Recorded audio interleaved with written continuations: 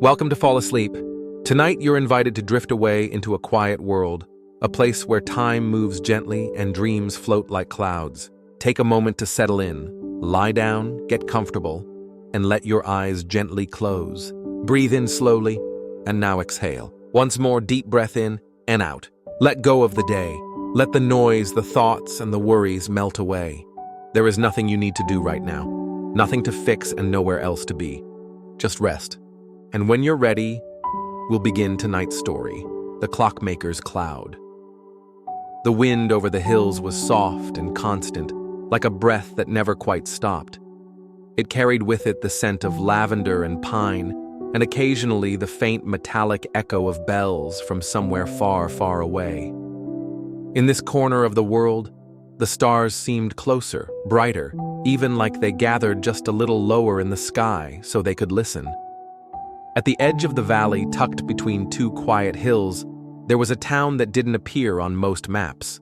Not because it was hidden, but because it chose not to be found. If you wandered far enough on a foggy night with no particular place to be, you might stumble upon its cobblestone streets, its sleepy windows flickering with candlelight, and its soft, glowing lampposts that never flickered out. This place was called Windreach. Windreach didn't buzz or bustle. It sighed. Its streets curved like thoughts half-remembered.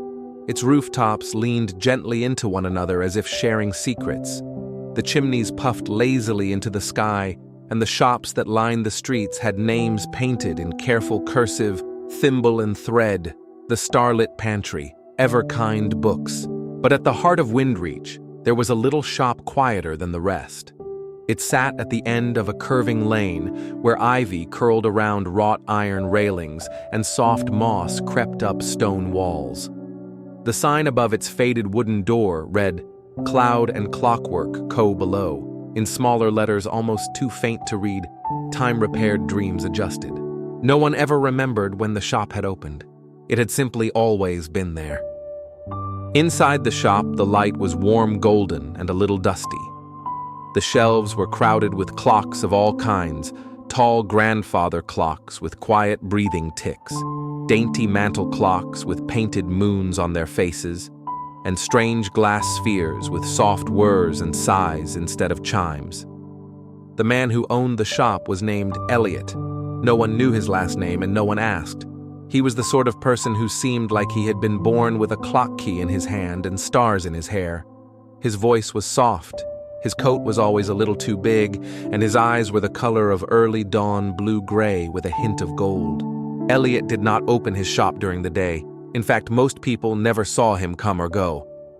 But at precisely 9 in the evening, the door would creak open and the faint chiming of tiny gears would spill into the quiet streets like a song only the night could hear.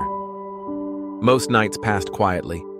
But on one particular evening, an evening thick with fog and heavy with the scent of rain, someone came looking for him. Her name was Lila. She stepped off the old train at Windreach Station just as the last of the daylight slipped below the hills. She carried a leather satchel, a notebook tied with string, and a folded piece of cloth that shimmered softly in the moonlight. It was not fabric, not really, but a map woven with silver thread that only glowed under moonlight. A map that did not show roads or borders, but something else entirely. She held it gently as she walked through the town, letting instinct guide her more than memory. She'd never been to Windreach, not really, not in waking life. But she had dreamt of it since she was a child, the winding alleys, the mist that hovered above the rooftops, the scent of distant bells.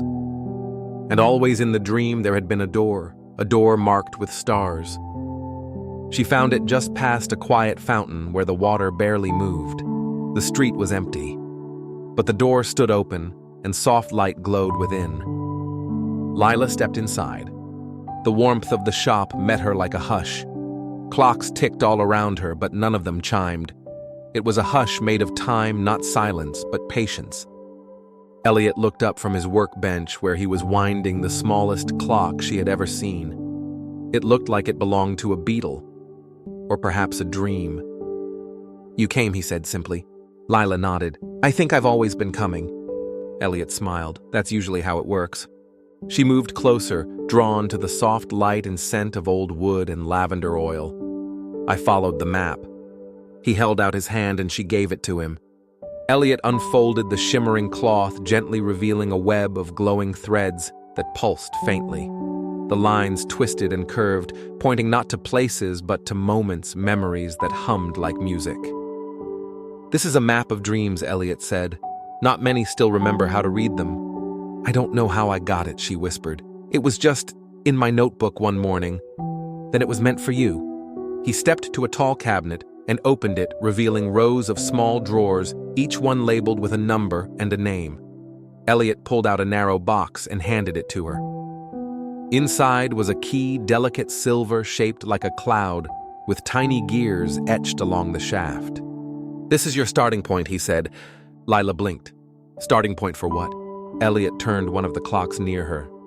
Its hands didn't move forward, but backward, then stopped at a time that wasn't marked on the face.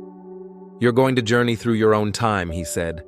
Not as it passed, but as it dreamed. Lila touched the key. It felt warm. "Is this real?" Elliot chuckled softly, only as much as it needs to be.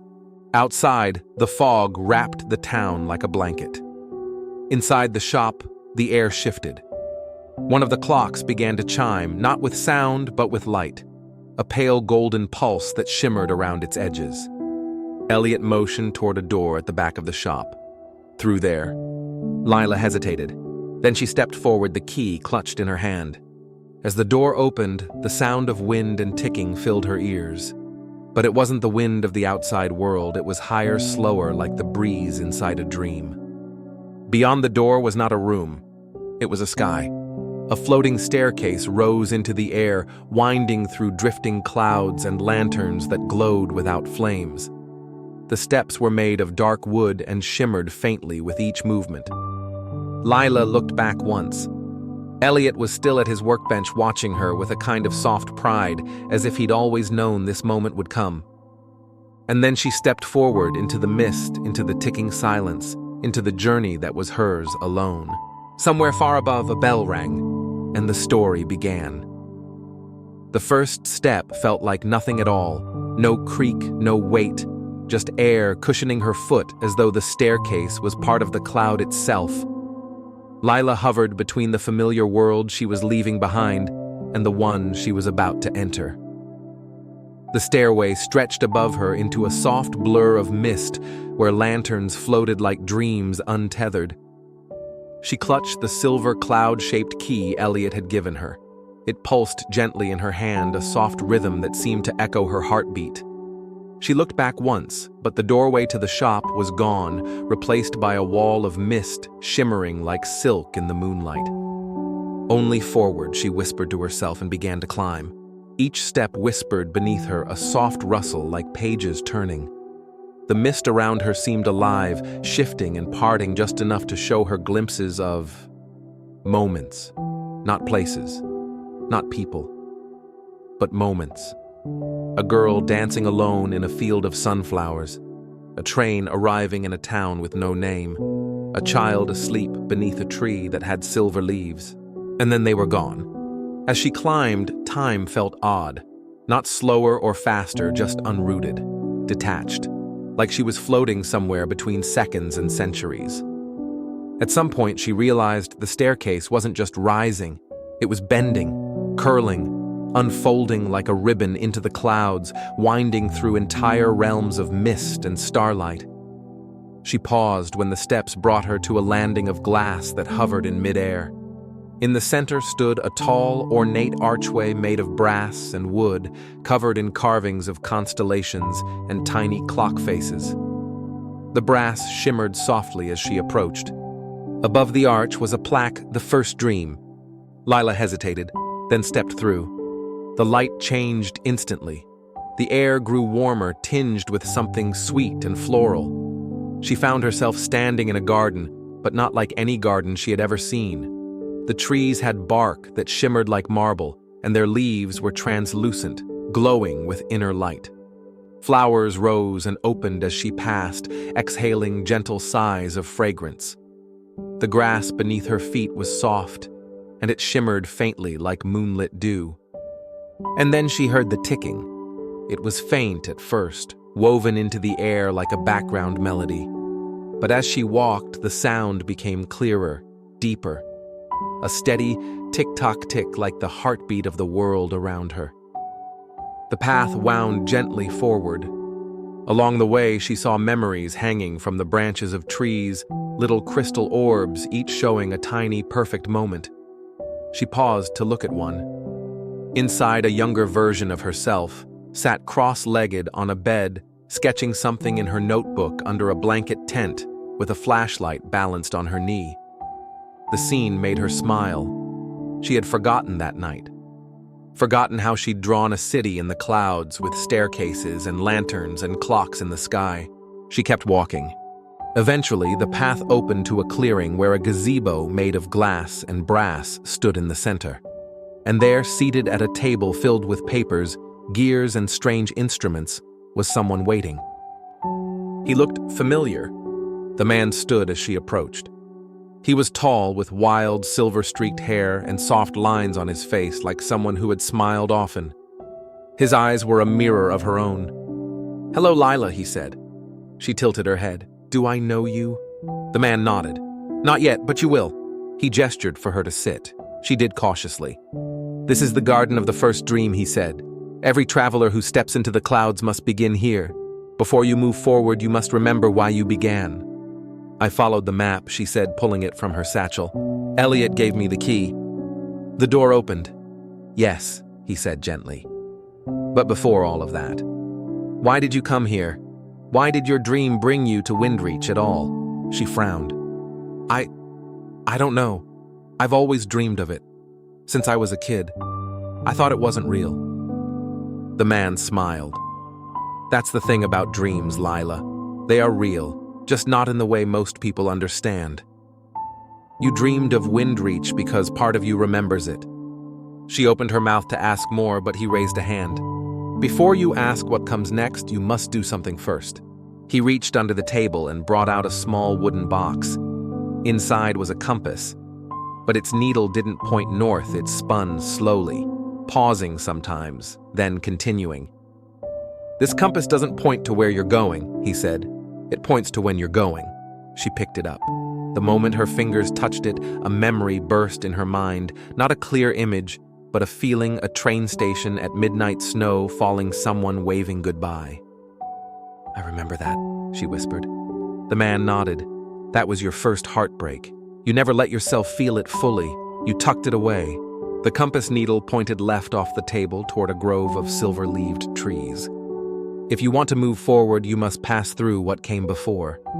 Lila stood gripping the compass. As she walked toward the grove, the air shimmered around her. She stepped into memory not as a bystander, but as a participant. She was suddenly there on the platform, her breath visible in the cold air, her fingers clenched in her coat pockets. A train rumbled in the distance. A boy stood in front of her, tall, awkward eyes, sad. He said something she'd forgotten, something simple, but it cracked something in her. She didn't say goodbye, she just turned and walked away. Back in the present, her hand clenched the compass so tightly that her knuckles ached. The memory faded, but the feeling remained. The man from the gazebo was waiting when she returned. "Well done," he said. "Not everyone makes it through the first dream." Lila looked at him closely. "Are you part of this place?" "I'm part of you," he said. "A memory you built for yourself to make sense of what's coming." He began to fade even as he smiled. "Climb carefully," he said. "The next dream will ask more of you." Lila turned. The mist was parting again. The staircase rose upward through the clouds, and the key in her hand pulsed softly, guiding her forward. As she climbed, the memories faded behind her, but not completely. She carried them now not as weights, but as threads. Threads of who she was, of who she might become. And somewhere high above, another bell rang in the distance. The path led upward again through a current of soft mist that clung to Lila's skin like the memory of rain. She held the silver key close, its gentle pulse still guiding her, and watched as the floating stair twisted through the clouds, narrowing until it ended at a great bronze door nestled into the side of a floating rock. The door shimmered as though made of starlight and gears. Etched into its surface were the words, "The Observatory of Echoes, where all that has been still whispers." Lila placed her hand on the door. It opened without resistance. She stepped into darkness, but not a frightening one. This was the kind of darkness you might find inside a deep velvet pocket or behind your eyelids just before you fall asleep. A comforting womb-like quiet. Until, click, soft golden light flickered to life. The room was vast, dome-shaped and lined with polished brass copper and dark walnut. Hundreds of curved walls held enormous glass tubes filled with shimmering particles, some gold, some silver, others the faint blue of dreamlight. Along the center was a winding path shaped like a clock spiral leading up toward a massive lens suspended from the ceiling. This place was not just an observatory, it was a memory chamber. Every echo in this place was alive. Lila took one tentative step forward, her foot landing on a circular tile that glowed faintly beneath her. From the walls came a soft hum, then a whisper. She laughed so hard the candle tipped over. Lila froze. That voice, it was her mother's. She moved to the glass tube nearest to her. Inside shimmered a glowing swirl of golden particles swirling gently like a galaxy caught in a jar. She reached out and touched the glass. In a flash, the memory burst into vivid life. A kitchen table. Lila was small, maybe 8. Her mother was telling a story. They were eating toast with cinnamon and honey. The candle between them flickered as her mother mimed a funny face. Lila laughed, and the candle tipped wax, spilling like a white waterfall across the table. Her mother gasped, then laughed harder, pulling Lila into a warm embrace. The image faded, but the warmth remained. Lila stumbled back, breath caught in her chest. All around her, the echoes began to awaken.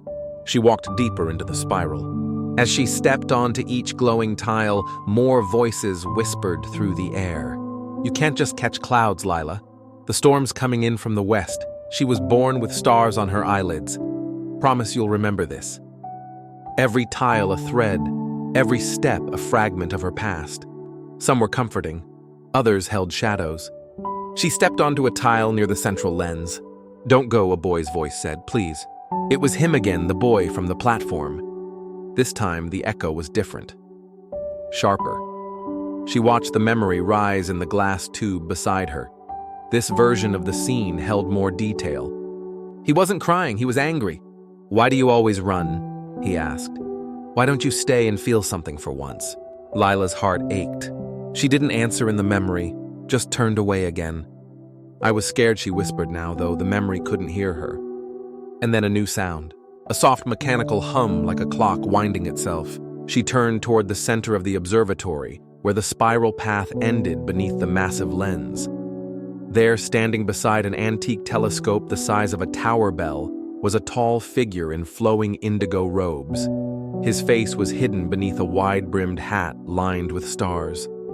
He looked up as she approached, then bowed slightly. "Welcome, Lila," he said, his voice rich and echoing. "You've come far." "Who are you?" she asked. "I am the Keeper of Echoes," he replied. "I listen to what was so that what is can understand itself." He turned toward the telescope and gestured.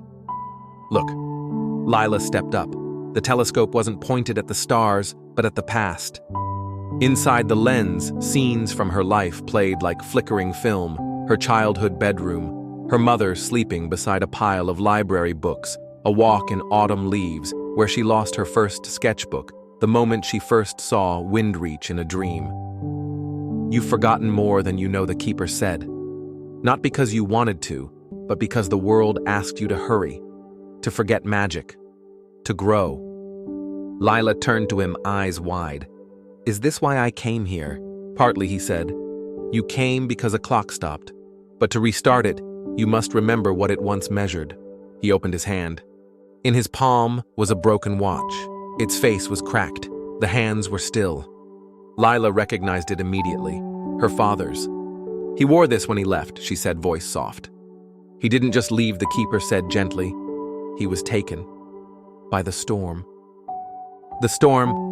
There are forces here, Lila, that feed on forgetting. That twist time to erase wonder. Lila closed her fingers around the broken watch. It was warm. "Can I fix it?" "Not yet," he said, "but soon." He pointed to the wall behind the lens. There a new door had appeared, tall, narrow, and pulsing with deep blue light. Above it, etched in silver, were the words, "The Clockless Sea. To reach the next realm, the keeper said you must cross the place where time does not flow, where it sleeps." Lila looked to the door. The air shimmered around it like heat rising from stone. She turned back to the keeper. "What if I forget who I am while I'm in there?" He smiled. "Then the parts of you that matter will remember for you." She stepped toward the door. The silver key pulsed once more in her hand, and then she was gone. Lila stepped through the blue-lit doorway, and the world dropped away. There was no floor, no sound, not even breath. She floated weightless like a leaf in a dream without a sky. The door behind her had vanished, and in its place stretched an endless expanse of water, black as ink and utterly still. The surface did not ripple. The horizon curved in ways her eyes couldn't follow. The only light came from beneath the sea, where strange pulses flickered like the memories of stars. This was the Clockless Sea. Time did not pass here, it drifted. Her feet found ground that didn't exist. It was as though the sea had accepted her presence and created a temporary place for her to stand, a ripple of meaning amid the void. She walked forward. There was no direction, no destination, only movement for movement's sake. Then a voice. "Leela." She turned sharply. No one was there. But she recognized the voice. Her father. Another step, and something stirred beneath the surface. A flicker of shape, like a memory half remembered. A boat, maybe. A figure rowing toward her through the mirror-black water. The closer it came, the less real it seemed. The boat was made of mirror shards. The figure wore robes stitched with unreadable script. Its face was veiled in fog. "You came," it said. "I'm looking for my father," she replied. "You're looking for the part of you that loved without fear," it said gently. "He is part of that." Lila's throat tightened. Is he alive? In the ways that matter, yes. In others, no. She stepped into the boat without knowing why. The moment her foot touched the mirrored wood, her reflection flickered and broke into fragments. The boat glided forward, but there was no sound of water moving, no sensation of motion. Instead, the sea around them began to reveal things. Beneath the surface, memories swam like schools of fish. A birthday cake glowing with too many candles, a fight beneath a sky full of falling stars, a sketchbook lost in a puddle of blue paint, a kiss she never returned. "Why show me this?" she asked. "To remind you," the boatman said. "You are not just your present self. You are the tide of every choice. You are what remains." The sea grew brighter beneath them. Shapes rose from the depths, buildings, towers, trees, entire cities submerged in the still water. And in the center of it all, a clock tower lying sideways, half sunk its hands, frozen at a time she couldn't quite read. She knew it. "I've seen that tower before," she whispered. "In dreams, in drawings, in the place your father once called home." The boat drew near the tower. It leaned like a fallen monument, its gears motionless vines of silver seaweed clinging to its base. Lila stepped out onto its tilted platform. "I can't fix it," she said. "It's broken beyond." But her words caught, because something was moving inside the glass face of the clock. A tiny bird glowing blue, its feathers made of crystal and memory fluttering in frantic circles. "The heart of time," the boatman said. "It's still alive." Lila pressed her hand against the glass. The bird paused, turned, and looked directly at her. In its eyes, everything. Love lost time, silence. "How do I free it? You must offer a moment you're not ready to let go of." She hesitated. So many moments rushed through her mind, laughing with her mother the last time she heard her father's voice, the quiet morning she first felt hope again. But one memory rose above them all. That boy. The train platform. His voice trembling as he asked her not to go. She closed her eyes. "I give it," she whispered. The sea responded. Waves of emotion surged through her, not waves in water, but in the spaces within her soul. The pain of letting go crashed against the shore of her heart, and for a moment she felt herself unravel. But then, The clock face cracked. The bluebird burst out in a cascade of starlight. The tower shuddered. Its gears groaned to life. The hands moved. First slowly, then faster. The sound of time returned not as ticking, but as a heartbeat. Thump, thump. All around her, the sea began to churn. The world was changing. The boatman raised his hand. "You've done what most cannot," he said. "You've sacrificed comfort for truth. You've chosen memory over illusion." The sea surged upward. The cities beneath began to rise. Buildings reassembled themselves in the sky above, forming bridges of memory and time. From the water, a platform emerged round silver engraved with constellations. A door waited at its center. "You're ready for the next realm," the boatman said. "But be warned, where you go next, dreams take shape, and not all dreams are kind." Lila stepped onto the platform. The bird circled her head once, then disappeared into her chest, nesting just above her heart. She felt its rhythm echo through her veins. She opened the door and walked into the place where dreams are born. When Lila stepped through the door, the world bloomed. She didn't fall or float, she arrived. One moment her foot touched the edge of the platform, and the next she stood in a garden the size of a world. Trees arched high above her, their trunks silver and spiraled like braided light. Their leaves shimmered in colors no painter had ever imagined, opalescent, shifting with thoughts more than sunlight. The air was thick with warmth, and the scent of rain on stone, of ripe fruit, of something almost like music. A path wound through the orchard, if it could be called a path. It glowed faintly underfoot, lighting with each step she took.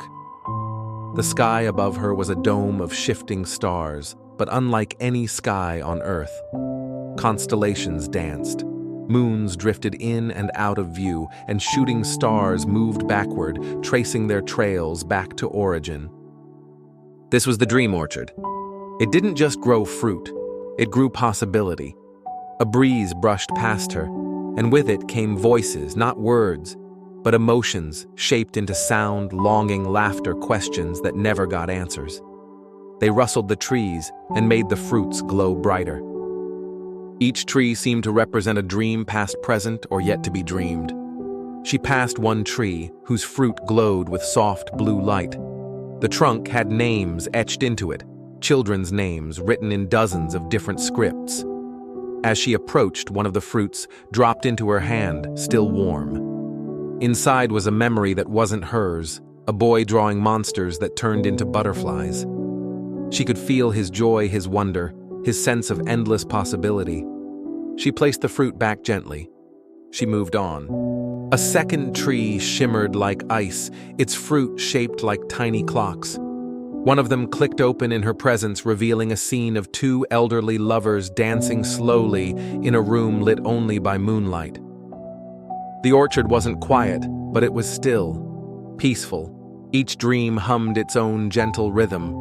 Then she heard a deeper sound. Tick, tick, tick. She turned. The trees parted to reveal a clearing in the center of the orchard.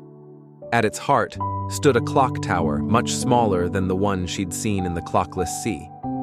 This one was delicate, made of gold-laced glass and entwined with glowing vines. The face had no hands, only a pendulum that swung without urgency. And beside it stood a woman. Her hair was pale gold, her skin the color of calm dusk. She wore robes made of folded night, but her most striking feature was her eyes, silver and wide, reflecting every dream in the orchard. "You've come far, Lila," she said, not surprised. "Who are you?" Lila asked. "I am the Dreamwright," the woman replied. "I shape the orchard, though it also shapes me." Lila stepped into the clearing. "I saw the bird, the heart of time. I freed it." "I know," said the Dreamwright. "And now you're here to decide what comes next." Lila tilted her head. "Next. Each person who enters this realm faces a choice. The orchard contains the dreams of every soul, including your own.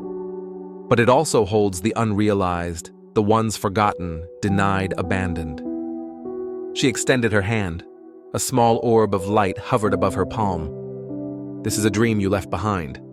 Lila looked closer. Inside the light, she saw a version of herself, older, smiling, building a small cottage by the edge of a lake. Birds perched on the roof. There were bookshelves on every wall. She wore a key around her neck. "I wanted that once," Lila whispered, "but I stopped believing I could have it." "Most people do," said the dreamwright. "Is it too late?" The dreamwright smiled. "Not if you reclaim it." Lila held the light in her palm. It pulsed in time with her heartbeat. Then the sky shifted. The stars above dimmed, and a shadow swept across the orchard like a wind that forgot how to be gentle. The trees shivered. A coldness pressed into the air. From beyond the orchard's edge came a sound like breaking mirrors. A presence stirred. The dreamwright turned to the horizon. "They've come." "Who?" "The Hollowers," she said, her voice low. "They feed on empty dreams, on forgotten selves. They sensed you the moment you began to remember." Shapes emerged from the mist, tall, thin, robed in rags of midnight. Their faces were voids, featureless masks of fog. In their hands they carried lanterns, but the lanterns held darkness, not light. "They're coming for my dreams," Lila asked. "They're coming for your will to dream," said the dreamwright. "If they extinguish it, you'll forget everything you've seen." Lila tightened her grip on the orb of light. "I won't let them." The dreamwright stepped back. "Then you must choose a dream to become your beacon. Plant it, grow it, let it anchor you." Lila turned back to the orchard. She ran, through the trees, through the wind that stung with memory and fear. The Hollowers glided behind her, silent, relentless. Their lanterns sucked in the color from the air, draining the glow from the trees they passed. She found it a tree unlike any other. Its bark was made of old clocks, its leaves were dream feathers, and its fruit shimmered with the same light as the heartbird inside her. She reached up, plucked the fruit, held it against her chest. Then she knelt and pressed it into the ground at her feet. The orchard responded. The tree bloomed instantly, rising upward in bursts of golden light. Roots wrapped around her gently, protectively. The Hollowers shrieked, their forms unraveling in the light. They fell back, retreated. The sky cleared. The stars returned. Lila stood breathless. The dreamwright appeared beside her again. "You've reclaimed a piece of yourself," she said, "and earned safe passage to the final gates." "Final?" Lila asked, trembling slightly. "I thought this was it." "It's only the beginning," said the dreamwright. "The next realm is where threads converge, where the clockmaker's intention becomes clear." She pointed toward the horizon. A new path shimmered into view. It rose into the stars, winding through constellations shaped like keys, doors, and eyes. At the far end, a spire of cloud and brass awaited, turning slowly in the sky. "Go," said the dreamwright. "But remember, dreams are only seeds. You must still choose to let them grow." Lila took a final glance at the orchard. She placed a hand on the tree she had grown. It pulsed softly beneath her touch. Then, without fear, she stepped onto the path of stars. The stars beneath her feet felt soft like woven silk, but shone with the brilliance of 1,000 galaxies. Lila walked with the quiet awe of a traveler, suspended between moments, no longer tethered to the world she came from, yet not quite arrived at the one waiting ahead.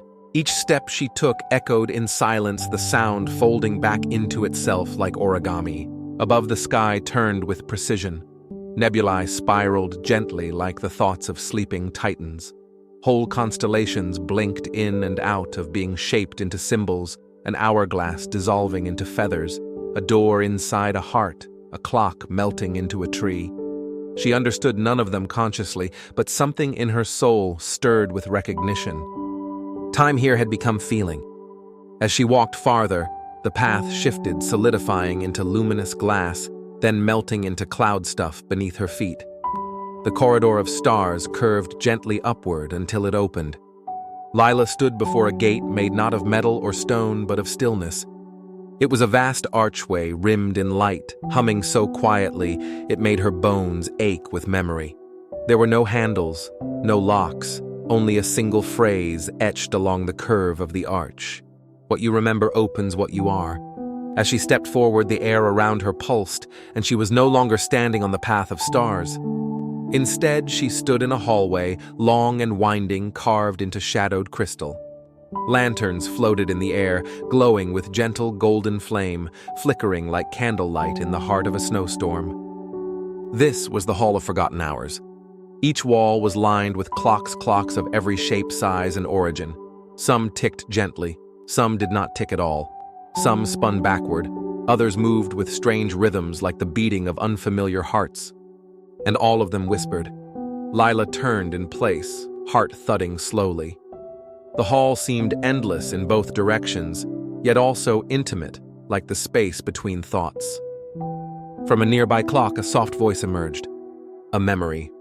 Her mother reading by firelight, half asleep, her finger tracing each word as Lila followed. Another clock whispered something else.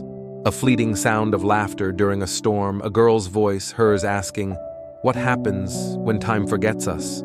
Each clock held an hour from her life. Many she had lost or let drift. She began to walk. Clocks passed her like ghosts. Some were warm, wrapped in ribbons of golden light. Others were cracked, distorted fragments of days she had tried not to remember. A door appeared along the left wall. It was wooden, arched, old, carved with the symbol of a curled cat sleeping atop a pocket watch. Lila touched the handle. She was drawn inside. Within, she found her old bedroom from childhood perfectly preserved in dreamlight. A stuffed owl rested on the pillow. A stack of illustrated books leaned beside the bed. The curtains still bore the sun-faded crescent moons she had once stared at night after night. And sitting on the bed, legs swinging gently above the floor, was herself. But younger, much younger. "Hi," said the child. "Hello," Lila whispered. The child Lila tilted her head. "You look tired." "I've come a long way." "Are you going to stay?" the child asked. "Or are you just visiting?" "I don't know," she admitted. The child nodded solemnly. "I kept this room waiting, just in case you came back." Lila stepped closer. "I forgot how much I needed this," she said. "The quiet, the safety." The child smiled gently. "Then don't forget again." The memory shimmered, and with it the room began to dissolve, folding in on itself like paper in the rain. Lila stepped backward out of the room, and the door closed softly. The hallway had changed. Now new doors had appeared, each glowing faintly, calling to something hidden within her. She opened one shaped like a ship's wheel and stepped into a stormlit memory of a voyage she never took but always dreamed about. She opened another shaped like a violin and walked through a memory of learning to play one note perfectly, again and again, until her hands bled and her soul soared. Some doors led to pain. She stood in a hospital room watching someone she loved breathe slower and slower.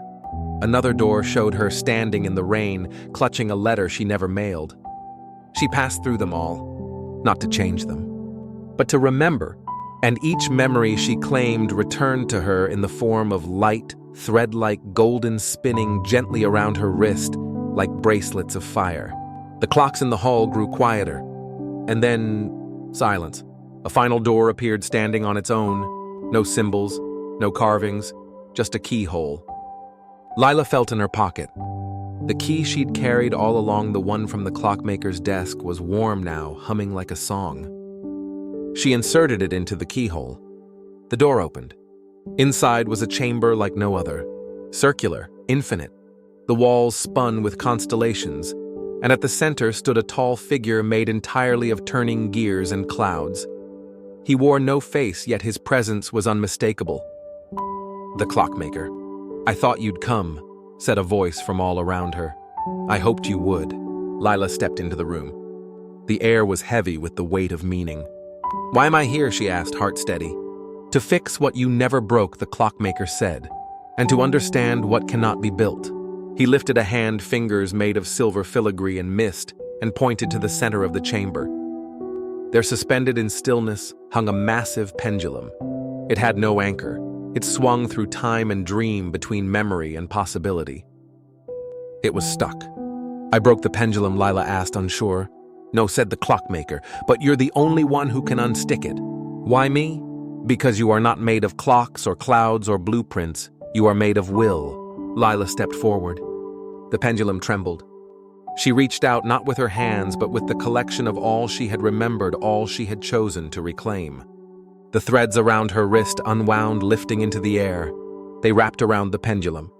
It shuddered. A sound filled the chamber, not a tick, not a talk, but a heartbeat. The pendulum swung. The room changed.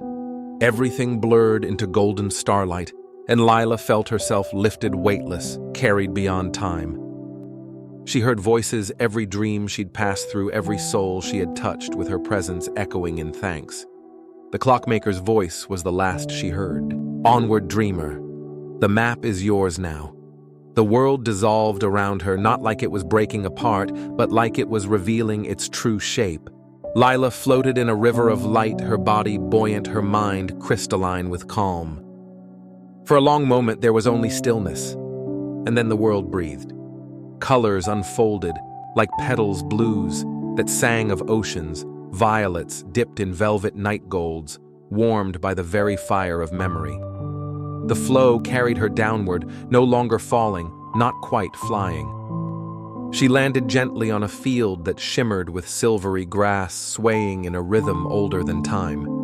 The sky above her was painted in long strokes of aurora light, trailing soft ribbons across the expanse. In the center of the field, resting atop a pedestal of polished obsidian, sat an enormous book. It was closed, but glowing faintly from within, like it contained its own constellation, the Atlas of Dreams. Lila approached.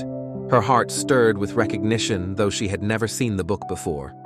Engraved along its spine were ancient symbols, a closed eye, a spiral shell, a feather inside a droplet of ink, and beneath them, in silver gilt letters, "To read is to remember, to write is to wake." The clockmaker's voice echoed faintly in her mind like a breeze in a bell tower. "The map is yours now." She reached forward. As her fingers brushed the leather binding, the book exhaled. Pages fluttered. The cover lifted on its own as though the atlas had been waiting. The inside glowed with delicate light, but the pages were blank. Then one line wrote itself in cursive ink that seemed spun from starlight. Chapter 1. The Dreamer Who Walked Beyond Sleep. Beneath it, more lines began to form. The air trembled around her. Words wrote themselves in real time, telling the very story she had lived. Her footsteps along the cloud path, the hall of forgotten hours, the clockmaker's chamber, her quiet bravery. But it wasn't just her story. As she turned the page, she saw dreams that were not her own. A fisherman who slept beneath the tide and dreamed of catching moonlight in his nets. A lost cat curled in the rafters of an abandoned theater, dreaming of velvet curtains and applause. A mountain that dreamed it was a child. Each entry was a doorway, and Lila felt something stir deep within her, a sense of duty, perhaps, or joy. She realized what the Atlas truly was, a living record of every dream that had ever drifted through the cloud paths. And now it was hers to carry. Suddenly a voice high and clear rang from the horizon. "Storykeeper," it called. Lila turned. From the distance, a small figure was running toward her across the silver field. They were childlike in shape, but their bodies shimmered like cloud stuff wrapped in morning light. A long scarf trailed behind them, stitched with tiny watch faces and stars. They skidded to a stop, breathless and beaming. "You're the new one, right?" they asked. "The Atlas answered to you." "I suppose it did," Lila replied. "Come on," the figure said. "There's so much to see, so many dreams to visit." They held out their hand. Lila hesitated, then took it. The child grinned. "I'm Nilo," they said.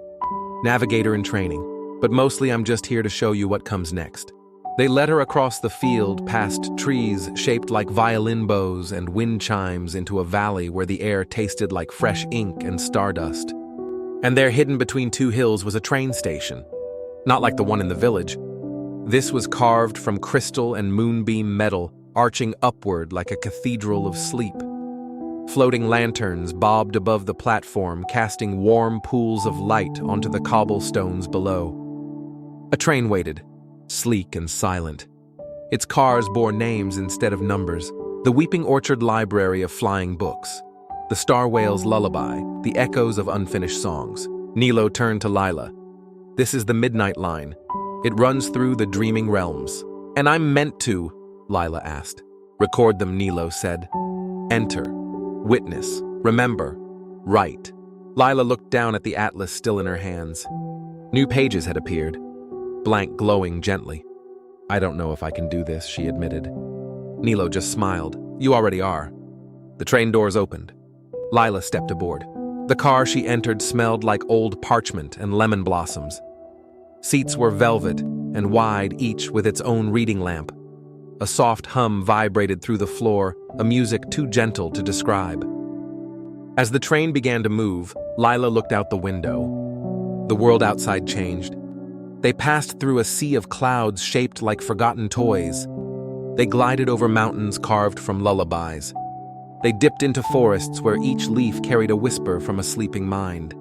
Inside the car, no one else sat, but Lila could hear them. The soft turning of dreamers in their beds, the murmurs of children clutching blankets, the breath of old souls sleeping deep and long.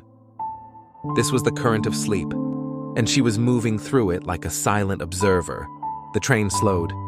A soft bell chimed. We're here, Nilo said. Lila stepped down onto a path made of petals. Before her stretched a garden of impossible beauty flowers that bloomed in starlight trees that grew upside-down vines that whispered stories. This was the dream grove. Each flower here was a dream, and each dream bloomed just once when the world was quiet enough to listen. Lila wandered slowly. She leaned toward a bloom shaped like a lantern and heard a woman dreaming of reuniting with a long-lost sister. She touched a violet flame-shaped blossom and saw an old man dreaming of his first dance replayed in a ballroom made of candlelight. Each dream was fragile, fleeting, but recorded forever in the atlas. Lila took her seat on a bench carved from moonwood. She opened the book, and she wrote. Not because she had to, because she couldn't help it. The ink poured from her fingertips in golden curves. As she wrote, the world around her faded not in sadness but in softness. Nilo sat beside her humming an old tune that had no origin, no lyrics, just the feeling of warmth before sleep. The pages turned themselves, and the next destination shimmered ahead. The train rumbled softly beneath Lila's feet, moving as if it were floating on breath rather than tracks. Beyond the wide windows, the world passed in ribbons of color and memory. Her hands still rested gently on the open pages of the atlas, the golden ink fading to a shimmer as each word settled into permanence. She had written of the dream grove. Now the book waited. The soft jingle of a bell signaled another stop. Nilo stirred from where they'd been dozing in a seat across from her scarf curled around their small frame like a nest. We're here, they mumbled through a yawn. Lila looked out the window. Before her lay a city quiet, dimly lit, and infinitely tall.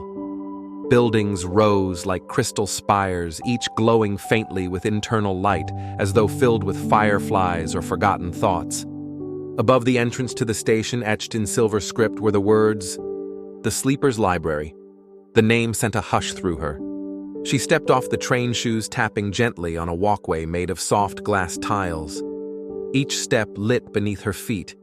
Ahead, great double doors stood ajar, made not of wood or stone, but of turning pages suspended in air. They moved like wings slowly unfolding to let her pass. The inside was vast, a cathedral of silence.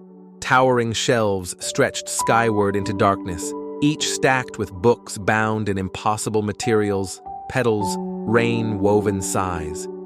The air smelled of old dreams and polished thought.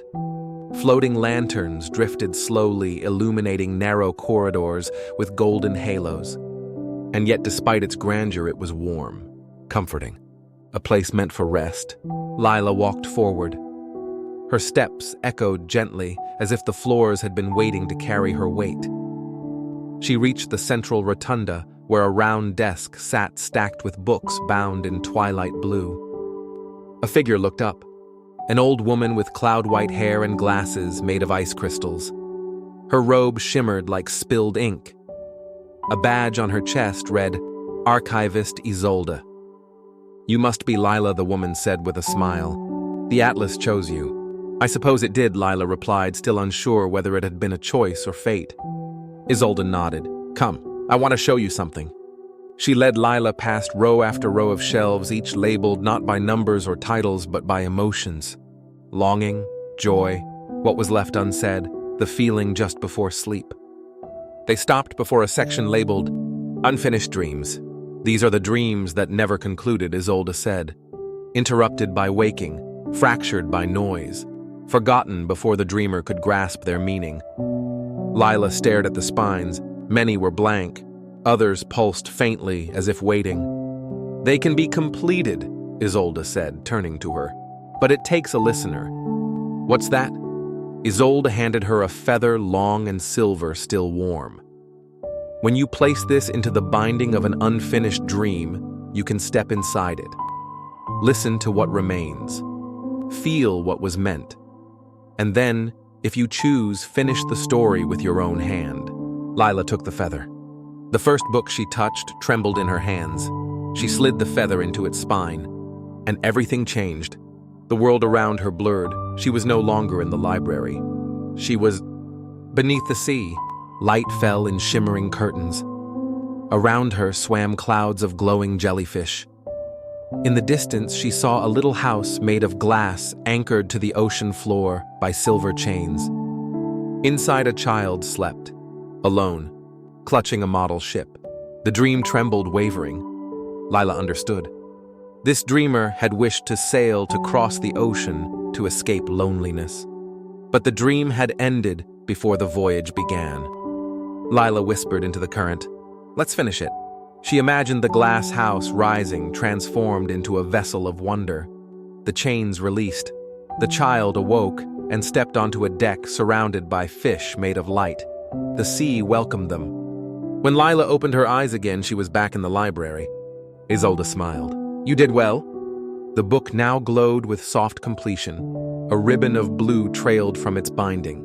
One by one, the archivist said, "We heal the dreaming world." Lila worked through the day and into the gentle evening, slipping into dreams, abandoned mid-thought, mid-hope. She restored each one like a gardener tending to wind-scattered petals. She rescued a song forgotten mid-verse. She finished the story of a train that never reached its station. She painted the missing sun in a cloudy child's dream. By the time she returned to the rotunda, the atlas was full again, its pages heavier, warm with words. "Do all dreamers come here?" she asked Isolde. "In their own way," the woman said, "but very few become keepers." Lila sat for a long time, watching the pages turn. Then at last Nilo appeared at the library doors. "Time to go," they said gently. "Another dream's calling." Before leaving, Lila touched the doors of the sleeper's library once more. And as they closed behind her, the atlas whispered, "Every word you write becomes a place someone can rest." The train was waiting. As it pulled away from the station, Lila looked out the window once more. The stars outside danced differently now, as though they recognized her. The midnight line veered gently to the left, curving through a sky so dark it shimmered like velvet. The stars blinked slowly, as if lulled to sleep by the rhythm of the train. Lila stood at the rear platform, her fingers tracing lazy arcs through the mist that trailed behind them. The atlas rested against her hip, heavier now with the dreams she had recorded, completed, and cradled. Nilo appeared beside her, balancing 2 cups of something warm and sweet-smelling. "Chamomile with honey," they said softly, to keep the words soft. Lila smiled. The tea was always just right on this train. As they sipped in companionable silence, a new landscape unfurled before them, a sea of gently rolling clouds, not skybound, but rooted to earth. Rising from them were hills shaped like half-sleeping animals and trees with glowing fruit that pulsed in the hush of night. A village came into view. It seemed to bloom from the ground rather than being built, its houses curved and asymmetrical, covered in thatch and woven moss. Some had windows shaped like moons, others with chimneys that breathed out stars. Tiny wind chimes hung from every corner, singing lullabies to no one in particular. As the train pulled into a platform made of stone and storybook wood, a sign swung overhead. "Everspun, home of the dreamsmiths." The train sighed to a halt. Nilo nudged Lila. "You're going to want to write this part down." Lila stepped onto the platform, boots clicking softly on the worn boards. The air smelled of lavender and distant thunder. Something about this place felt both impossibly old and newborn. A figure approached, short, wide-shouldered, with a beard that sparkled like powdered snow and eyes like glinting marbles. He wore a heavy leather apron and boots stitched with golden thread. Slung across his back was a large wooden case that hummed.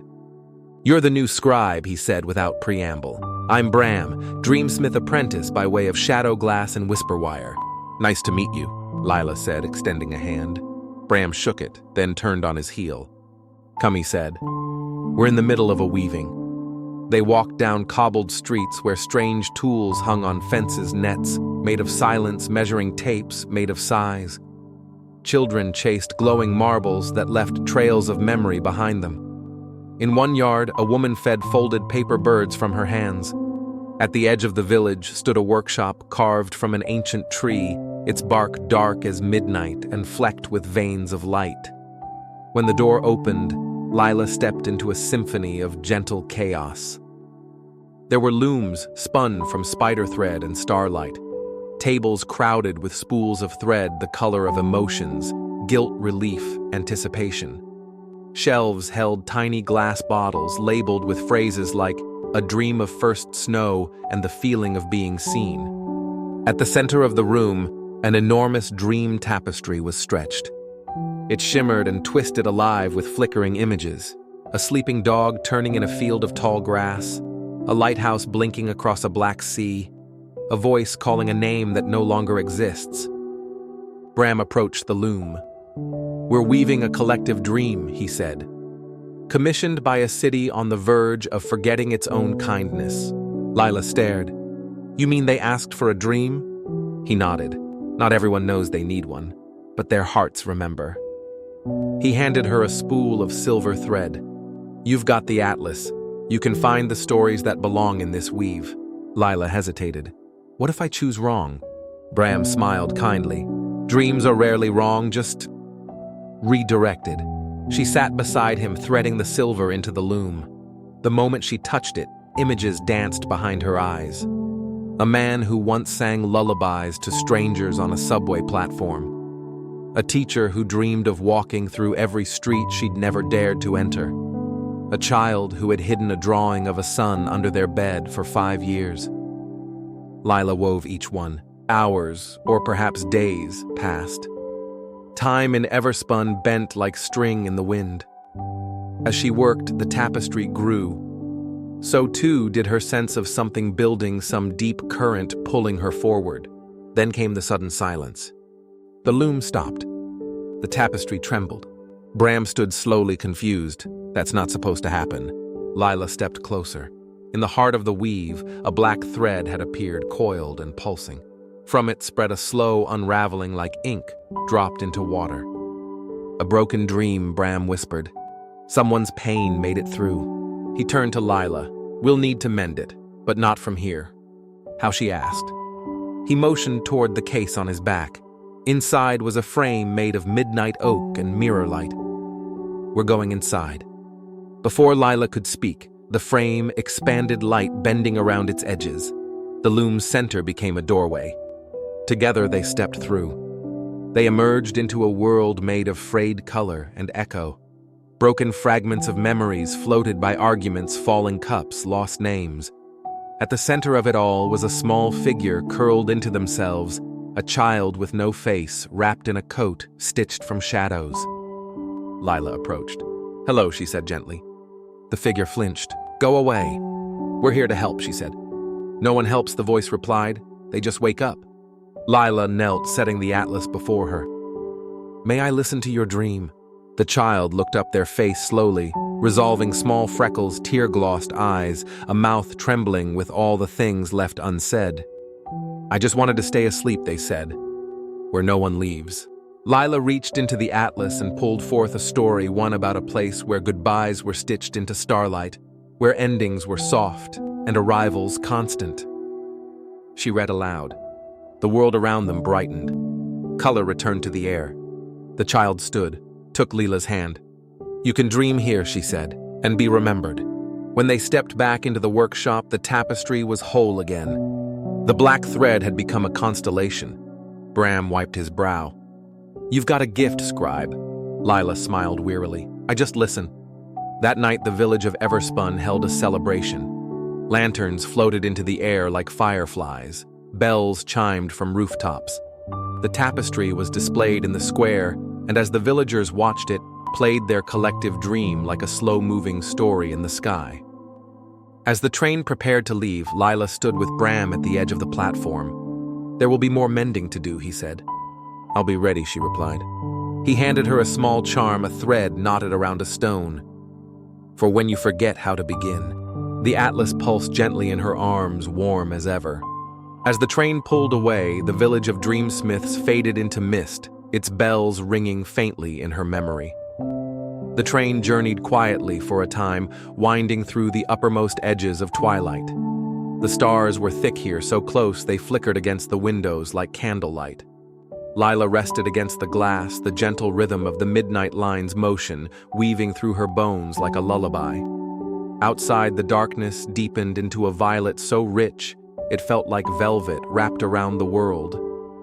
The atlas lay open on her lap, its pages fluttering as if sensing something ahead, something deep, ancient, and waiting.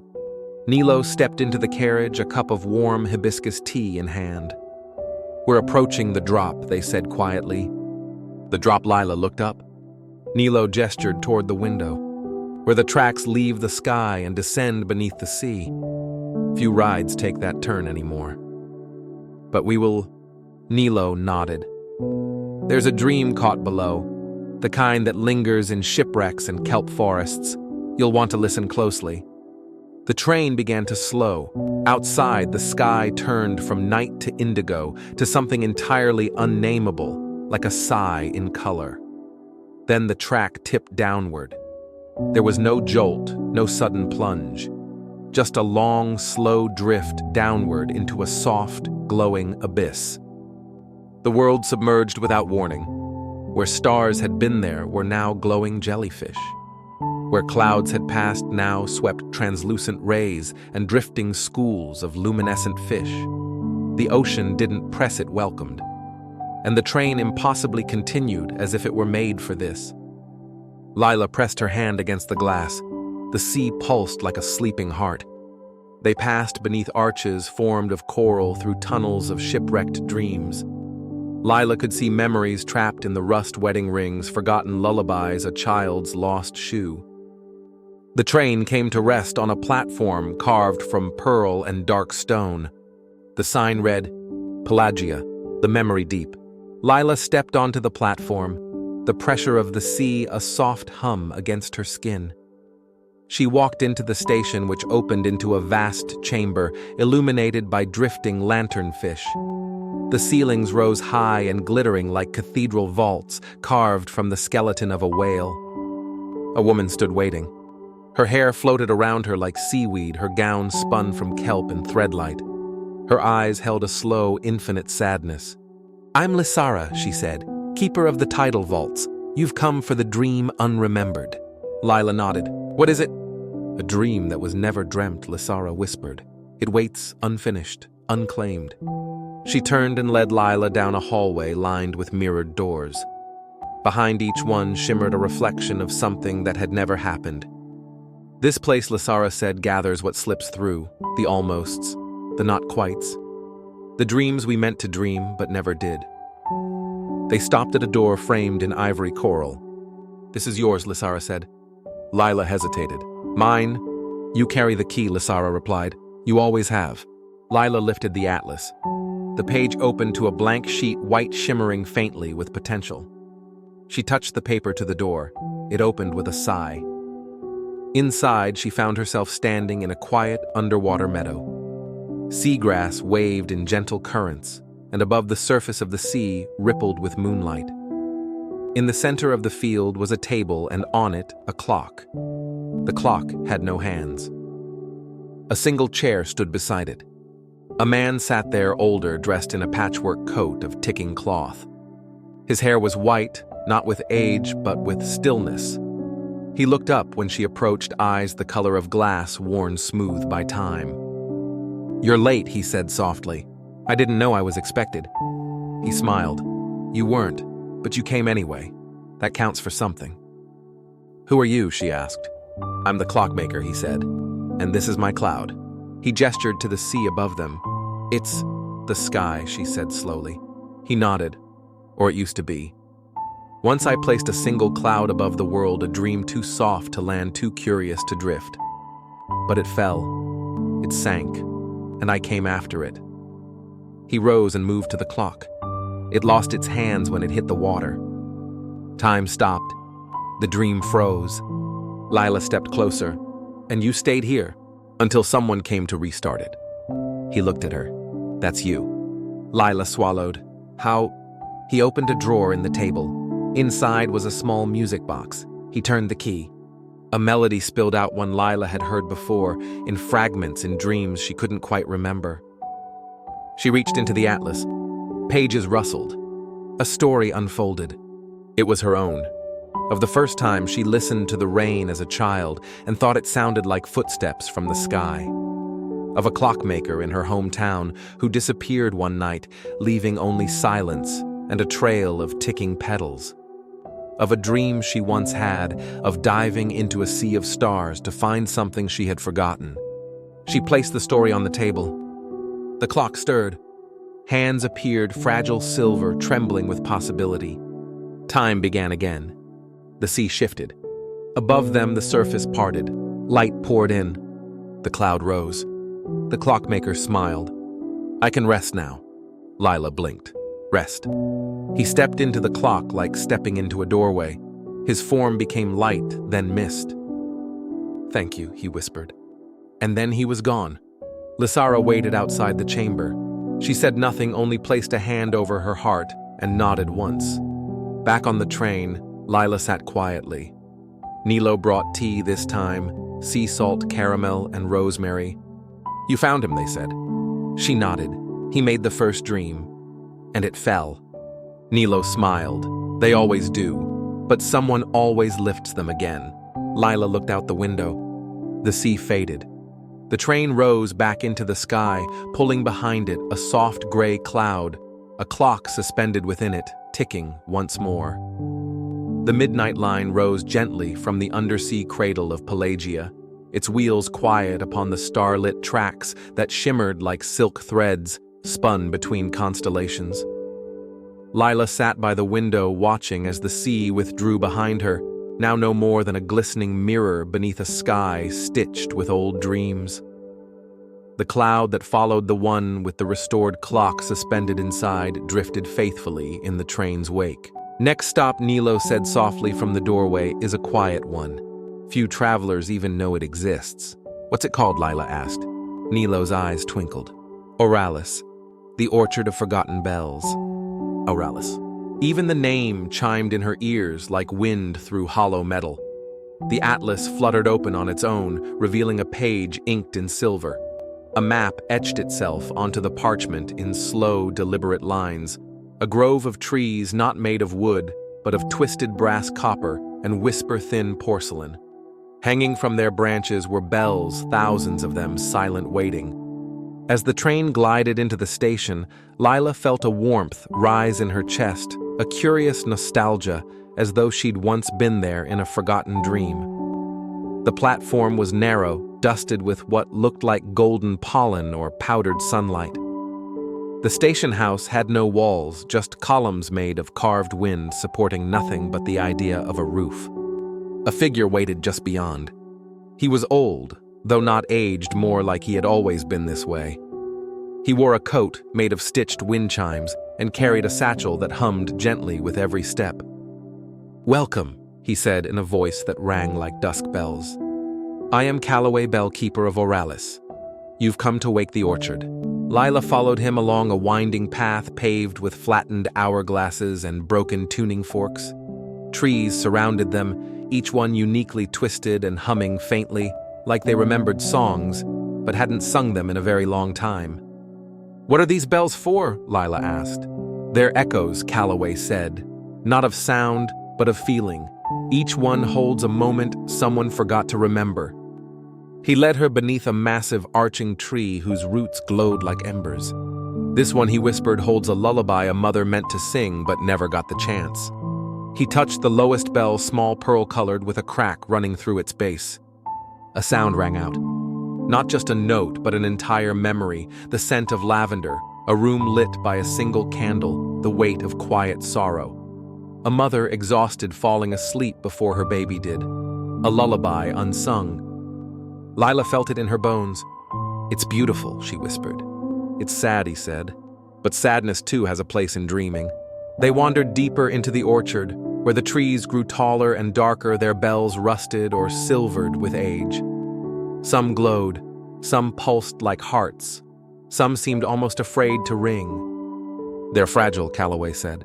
"They hold things we try not to feel, but unless they're heard, they never settle." He led her to a clearing where a single tree stood alone.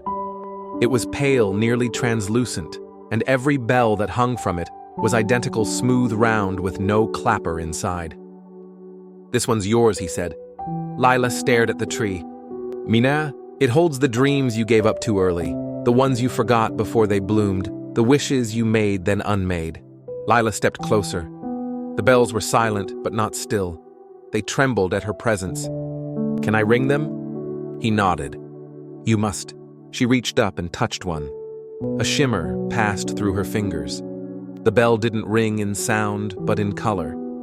A wave of deep blue light radiated from it, washing over the clearing like a memory returning from exile. She saw herself at age 7 sketching a machine that could fly using birdsong. She'd hidden the sketch when classmates laughed. She touched another bell, a warm golden ripple. She saw a moment in her teens walking past a music shop and pausing at a harp. She'd nearly gone inside, nearly asked for a lesson. But she'd kept walking. One by one, she touched the bells. Each one sang, in color and scent and warmth, not regrets, just unfinished beginnings. And as they rang, the tree began to bloom. Not with fruit, but with tiny orbs of light, each one floating upward until the air was filled with drifting echoes. A melody formed, soft, haunting, and deeply familiar. Calloway stepped back. "They're awake now." Lila closed her eyes. "Will they fade?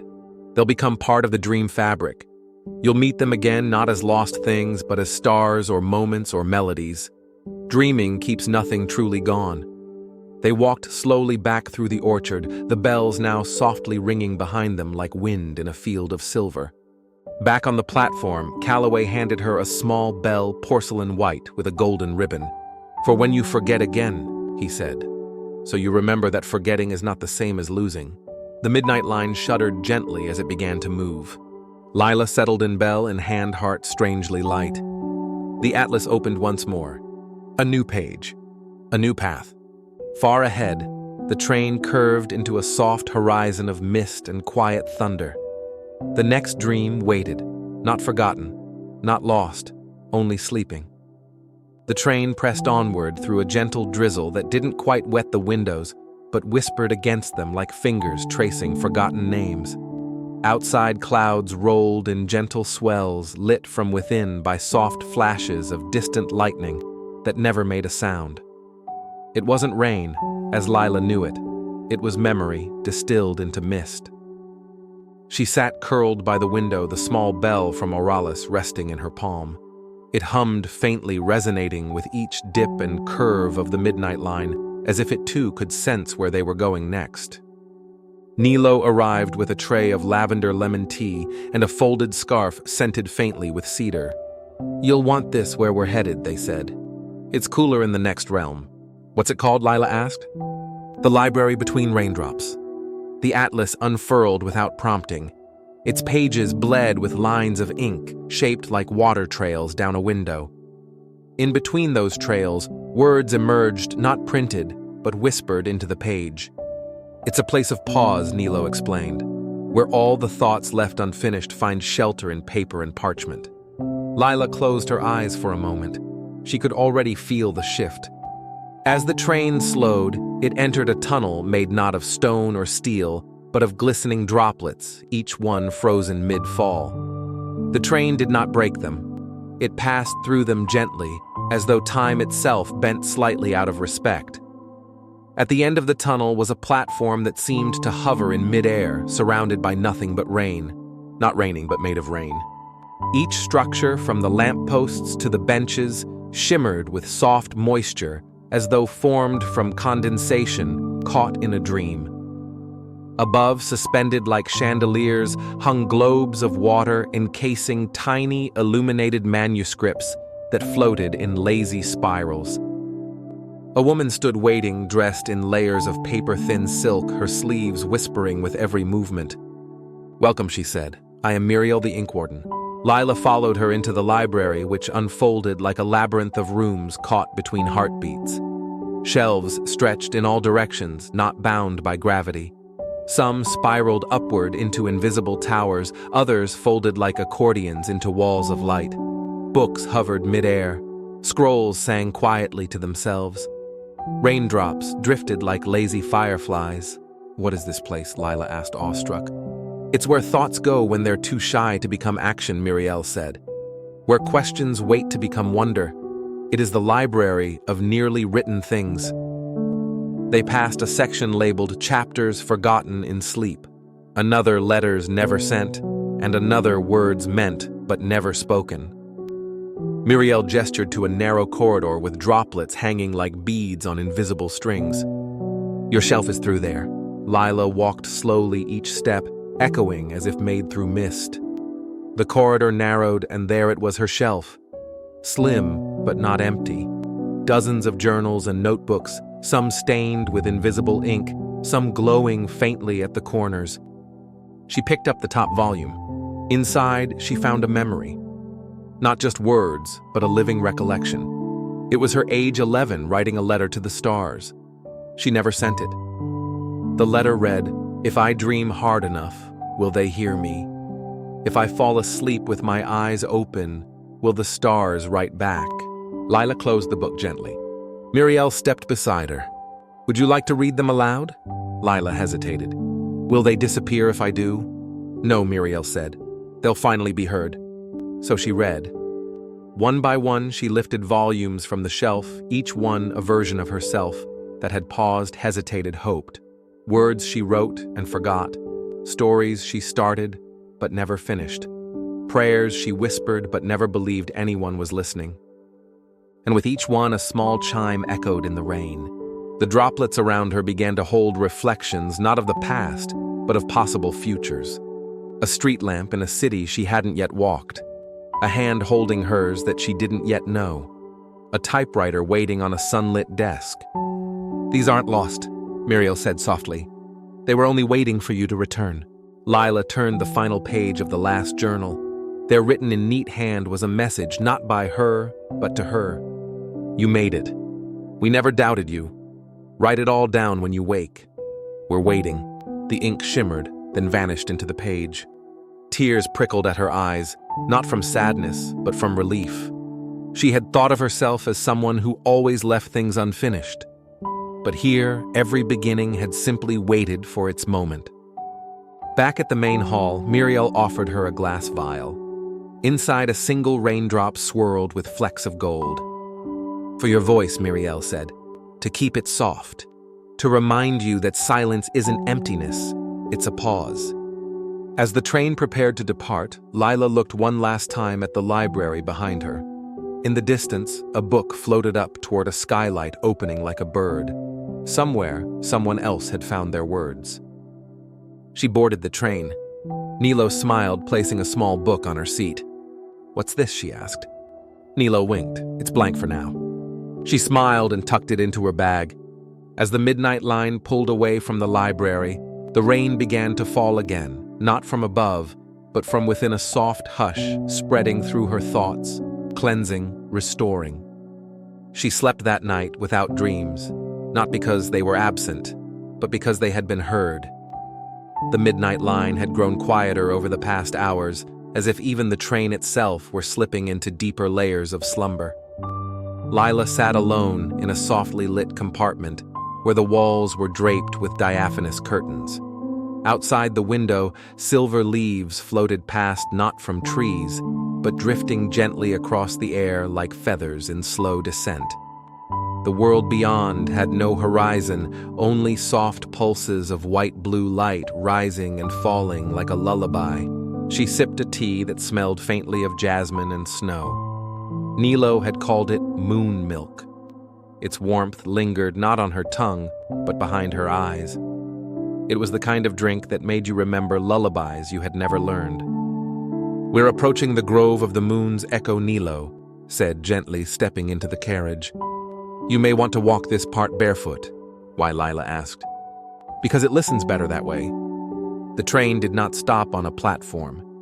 Instead, the walls of the carriage began to dissolve into moonlight. The floor beneath her toes softened, becoming warm moss. Lila stood slowly adjusting to the change in gravity, which felt like memory rather than physics. Each step was silent. Each breath left a shimmering trail in the air. Around her, the grove opened up. It was unlike any forest she had known. There were no trees in the usual sense. Instead, vast stems of light reached up into a silvery canopy, casting leaf-shaped shadows that drifted like clouds. The ground was blanketed in moss so soft that it seemed to sigh under her feet. And the echoes? At first she thought she was alone, but then the grove spoke. Not in words, but in echoes of words. Soft fragments of past laughter, of names whispered before sleep, of songs hummed while folding clothes. The grove did not invent it, remembered. She stepped deeper into the grove.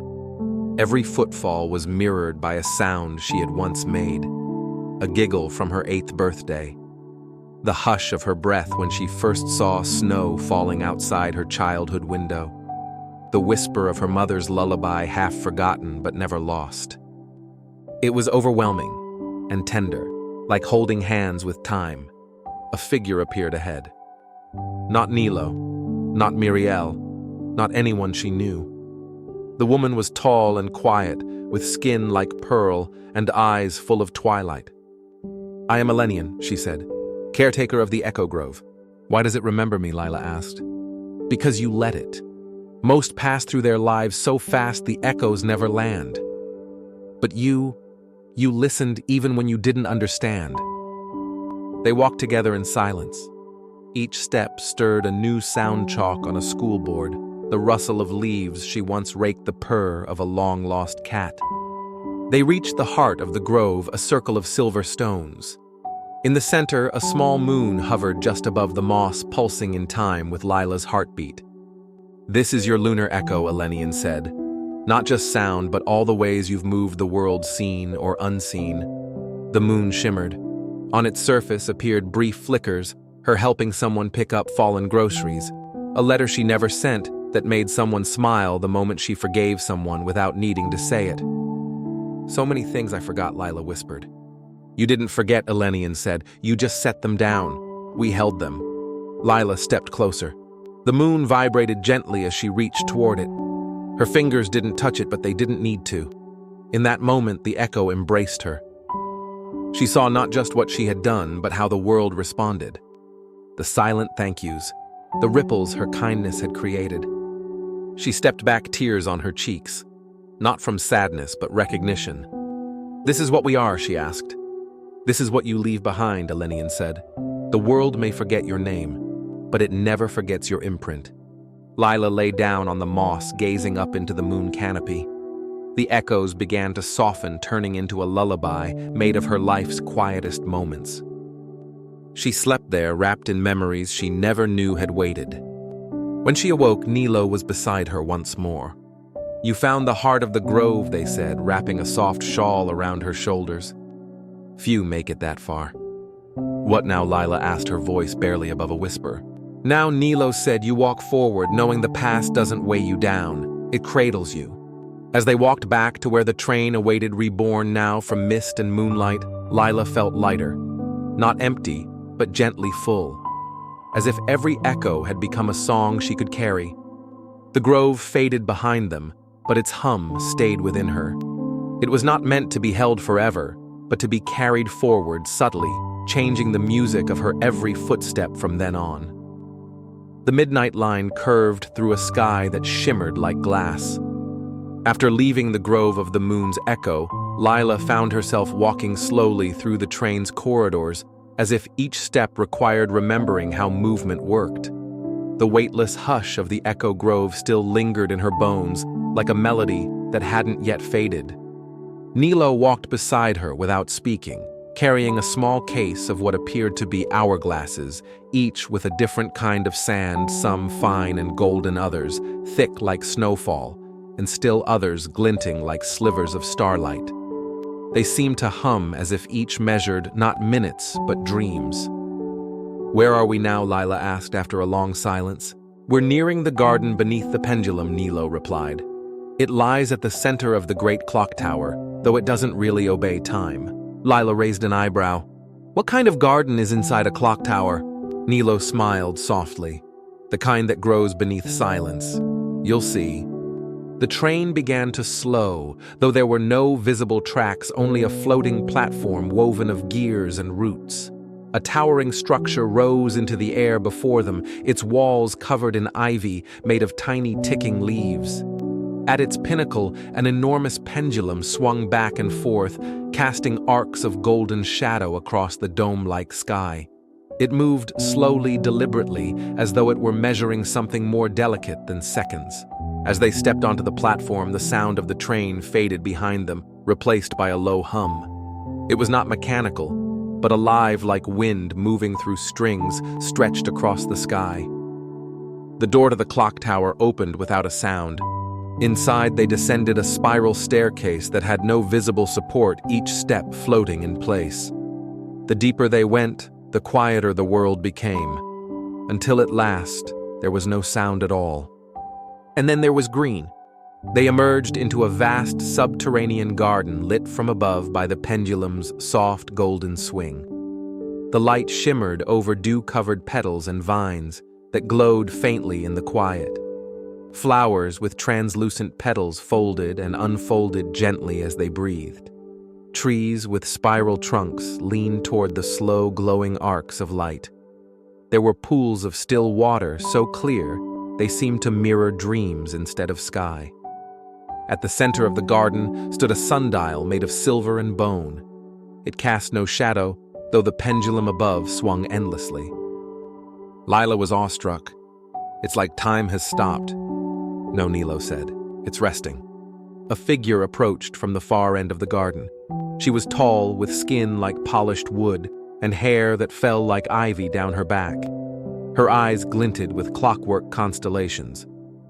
"I am Lysienne," she said, bowing gently, tendress of the pendulum garden. Lila bowed, slightly unsure of the customs in such a place. Lysienne smiled, then reached into the air and pulled down a glowing leaf. She handed it to Lila, who felt a soft pulse in her hand like a heartbeat. "This garden grows from moments that the world never gave time to bloom," she said. Lila turned the leaf over in her hand and saw faintly a memory. It was her own, but one she had forgotten. She had once paused during a busy day to help a child tie their shoelaces in the rain.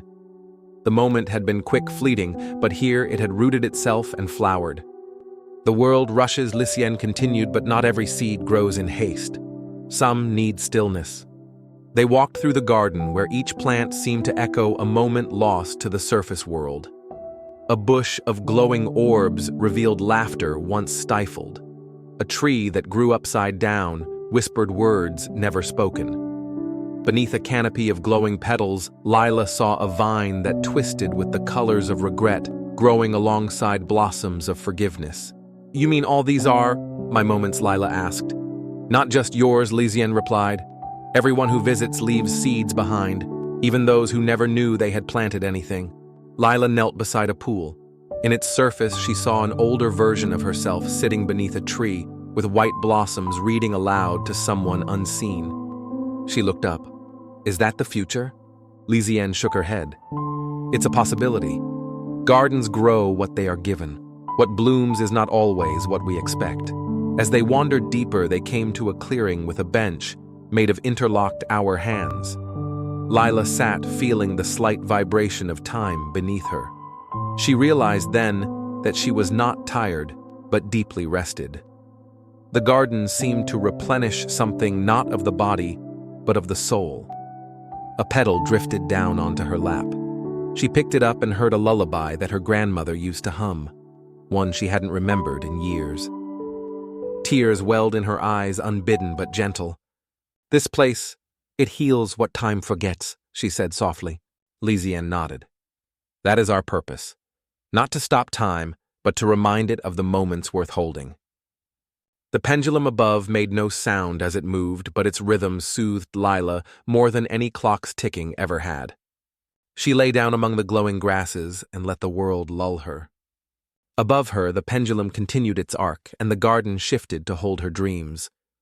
When she awoke, dew had gathered in her hair like stars. Nilo was there waiting, holding a small flower with petals that shimmered with laughter. "For you," they said, "a seed from your visit."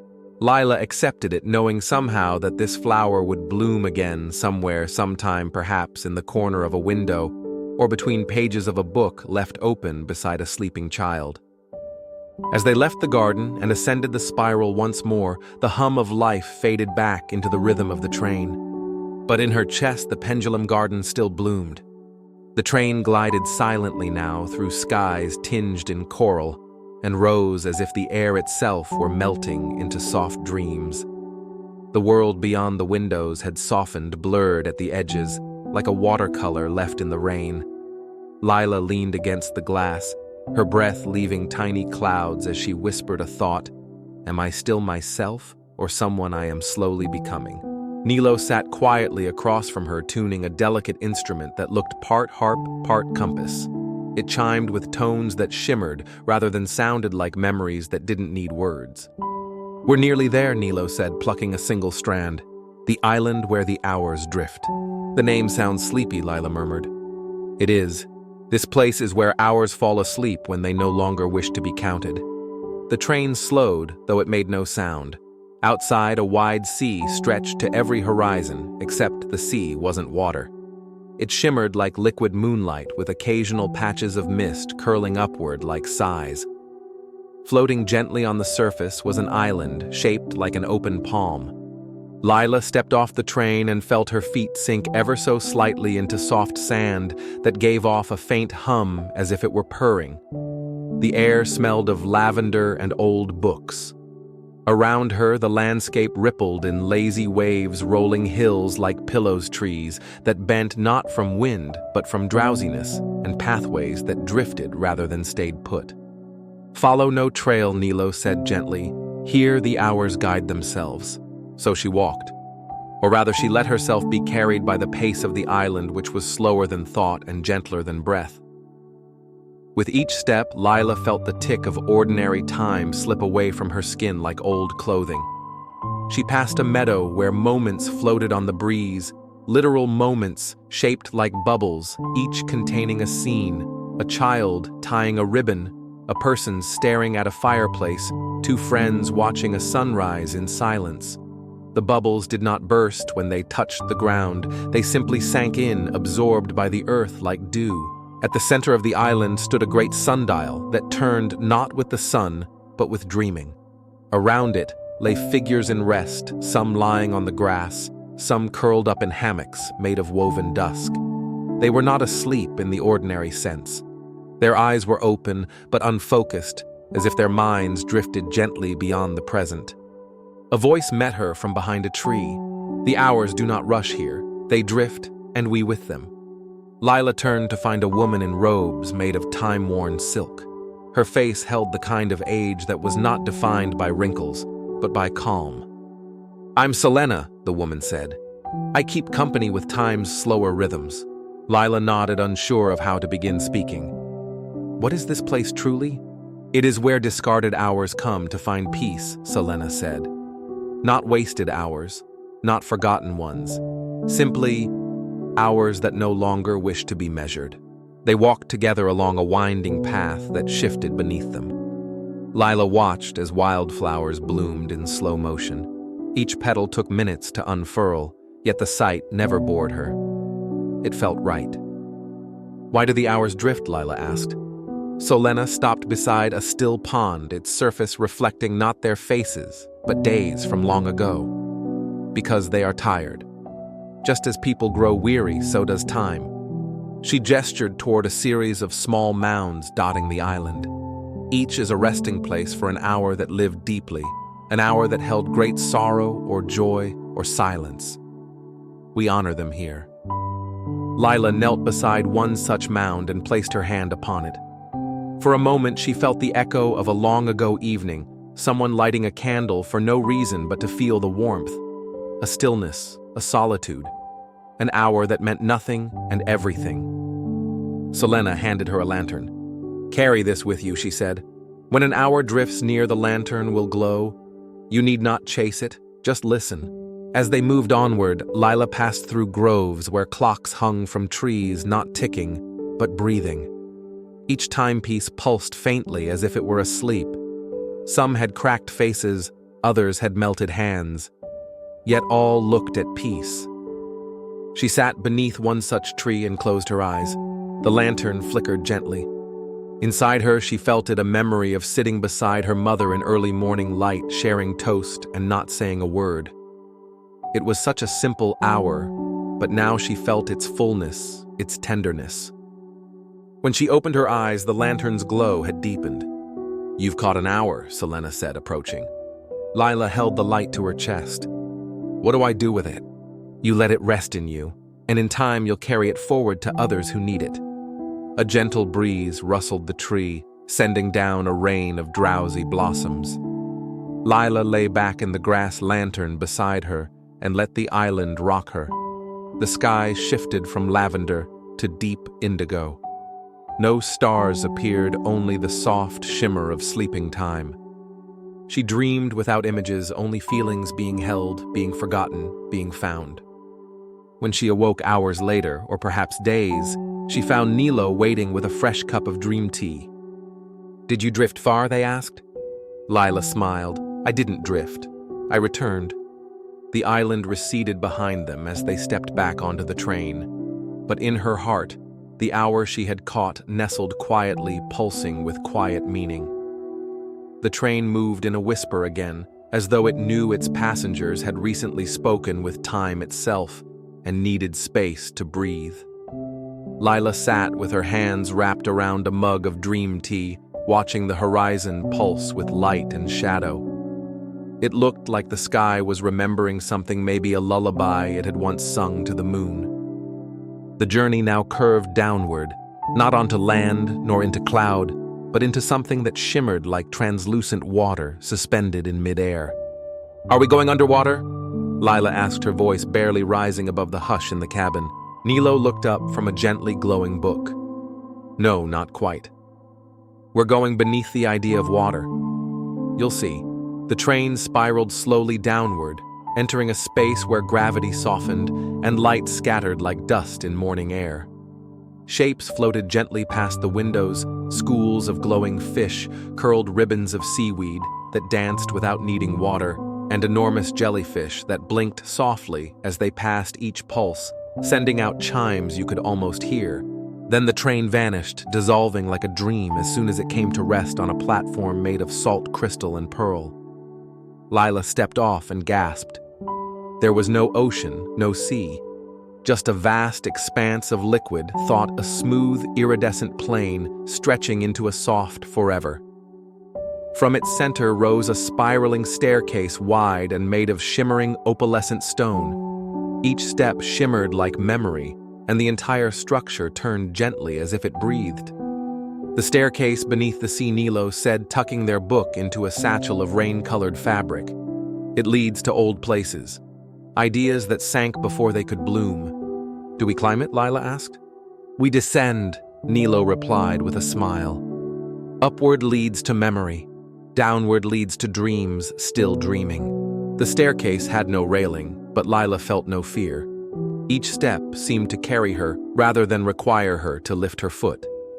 She and Nilo began their descent, the air around them thick with silent whispers, like forgotten bedtime stories drifting back to find someone still willing to hear them. As they moved, they passed floating doors not attached to anything, just hovering gently in the ether. Some doors glowed warm amber, Others shimmered blue or violet. A few were wide open, revealing scenes behind them. A girl writing a poem in a treehouse made of wind. A boy learning to fly by, jumping into puddles until they caught him. An old man whispering secrets into jars and burying them in sand. These are dreams, Nilo said, pausing beside a lilac-colored door. Most don't find their dreamers again, but they remain gentle and patient. Can we open one, Lila asked. Nilo nodded. Pick one that feels soft. Lila reached for a pale yellow door that pulsed with a rhythm, not unlike her own heartbeat. As she touched it, the door opened inward, revealing a vast library floating inside a bubble of silence. The books floated freely, rearranging themselves by feeling rather than alphabet. And in the center of the room was herself, or rather a younger version of her curled up on a pillow reading a story aloud to a teddy bear. That's me, Lila whispered, when I still thought dreams lived in pages. Nilo placed a hand on her shoulder. They still do, and sometimes you return to read them back to yourself. The younger Lila looked up as if sensing them. She didn't smile or speak, just placed her finger over her lips gently. Then she turned a page. Lila stepped back, heart full. The door closed softly, dissolving into a wisp of light. They continued down the staircase, and now the space grew darker, not in a frightening way, but in a velvet, slumbering way. Stars began to appear, suspended in the air, close enough to touch. Some flickered uncertainly, others shone steadily. They drifted past slowly like dandelion seeds in a night wind. These are dreams that haven't yet found a night to belong to, Nilo murmured. Lila reached out and cupped one in her hand. It was cool, like the underside of a pillow, and it glowed with a soft green hue. Images flickered inside it, a quiet bridge in the fog footsteps that didn't leave prints a fox with a crown of moss. Can I keep it, she asked. It's already part of you, Nilo answered. Most people have forgotten what they once dreamed. But here, those dreams wait patiently to be remembered. They reached a landing halfway down the spiral where the staircase widened into a gentle platform surrounded by stillness. On the platform stood an hourglass the size of a tree, but instead of sand, it held slumbering birds. They tumbled slowly from one bulb to the other, wings folded, eyes closed. This is the dream hourglass, Nilo explained. It measures not time, but rest. When it empties, the dream ends. When it fills again, it begins anew. Lila sat beside it, watching the birds drift from one globe to the next.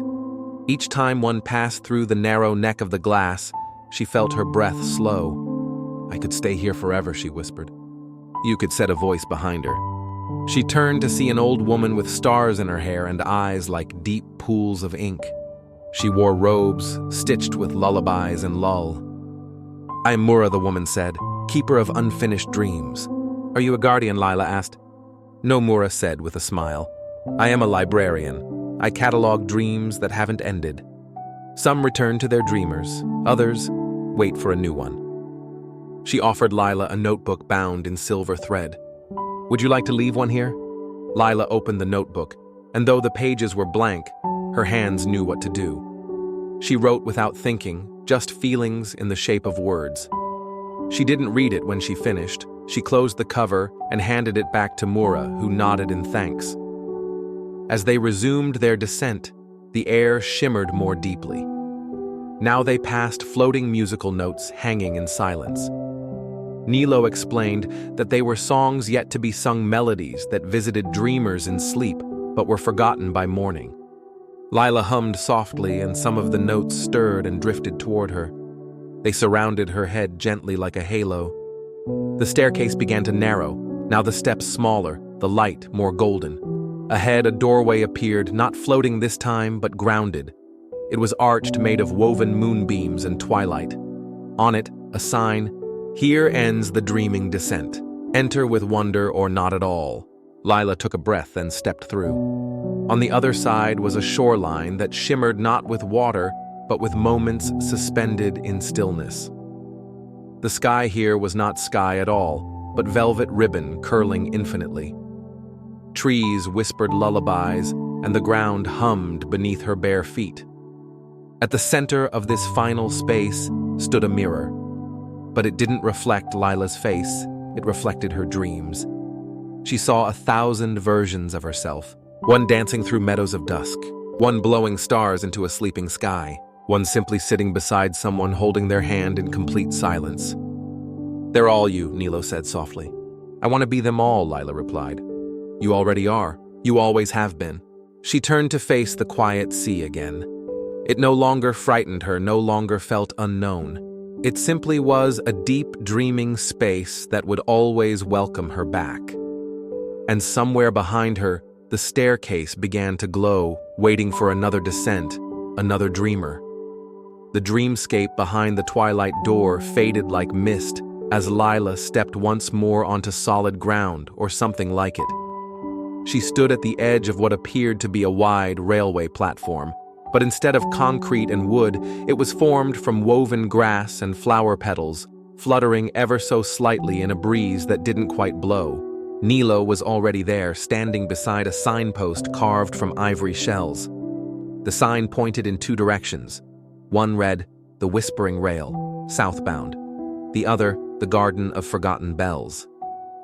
"We take the rail today," Nilo said, gesturing with a nod toward the curved tracks that shimmered under a pearly sky.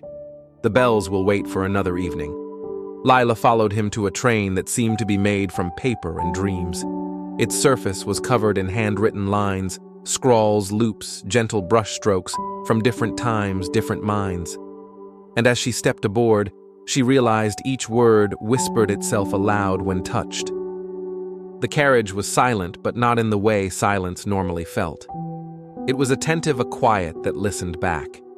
The seats were covered in cloth that pulsed softly with warmth, like the feeling of curling into a favorite blanket after a long day. A gentle chime sounded not mechanical, but like wind moving through silver grass, and the train began to move. "Where does the whispering rail go?" Lila asked as she settled beside Nilo. He smiled, eyes following the soft bend of the track. "It goes through the spaces between what was thought and what was felt. It moves where the heart once wanted to travel, but forgot how." The landscape beyond the window melted into motion color and memory blending like watercolor dreams. Trees with translucent leaves waved gently as they passed. Shadows of people danced far in the distance, barefoot and slow as if caught in a waltz with time. As the train curved through a narrow bend, Lila noticed the tracks beneath them were etched not with iron or stone, but with names she didn't know, but somehow recognized. One glowed faintly as they passed Eliwyn. Another followed Mara, who dreamed of clouds. "These are travelers?" she asked. "Not quite," Nilo said. "They're dreamers. This track records those whose thoughts once brushed the edge of this journey, those who almost stepped in but turned away in waking." Lila let her fingers trail along the window. For a brief moment, she saw a name flicker beneath her touch, Lila, seeker of the still hour. The train slowed as it passed through a field of suspended music. Notes and rests floated in the air outside, spinning slowly, drifting in clusters. Some of the notes formed lullabies, others echoed half-remembered tunes Lila had hummed to herself in childhood. A compartment door opened ahead, and a new figure stepped in, a tall man with a coat of patchwork stardust, carrying a wooden case slung over one shoulder. He smiled warmly, as if he'd been expected. "This is Mailer," Nilo introduced, "conductor of the echoes." Mailer bowed slightly, then opened his case. Inside was not a violin or horn, but a collection of tiny spinning tops, each with a name engraved along its base. He offered one to Lila. "Would you like to spin a thought?" he asked, his voice like gravel softened by moonlight. Lila nodded, taking the small top. It was made of rosewood, etched in curling script. What if kindness was a language we all remembered? She set it gently onto the tabletop between them and gave it a careful spin. The top twirled with grace, humming a low note that resonated through her fingertips. And as it turned, the train car changed. The space became a garden, then a quiet kitchen, then a moment under stars where 2 strangers exchanged smiles for no reason at all. Scenes passed like dreams, within the circle of the top's spinning path, until it finally slowed, then stopped, pointing toward her heart. Mailer gave a small nod. "You remember the language?" "I think I do," Lila whispered. The train passed into a long tunnel of woven moonlight. Inside, the walls shimmered with motion. The light wasn't steady. It flickered gently with every breath the passengers took. Lila saw reflections not of herself, but of the choices she hadn't made, the paths she hadn't followed. In one flicker, she walked a forest path alone, humming to herself and glowing softly. In another, she sat beneath a sky that changed colors with every word spoken aloud. In yet another, she watched the stars from the roof of a cottage, feet bare, tea in hand. "These are the could-have-beens," Nilo said, watching her gaze. "They don't haunt. They simply remain, waiting for a chance to be felt." "I used to worry about them," Lila admitted. "What I missed, what I forgot." "And now," he asked. She smiled softly. "Now I think they're part of me anyway."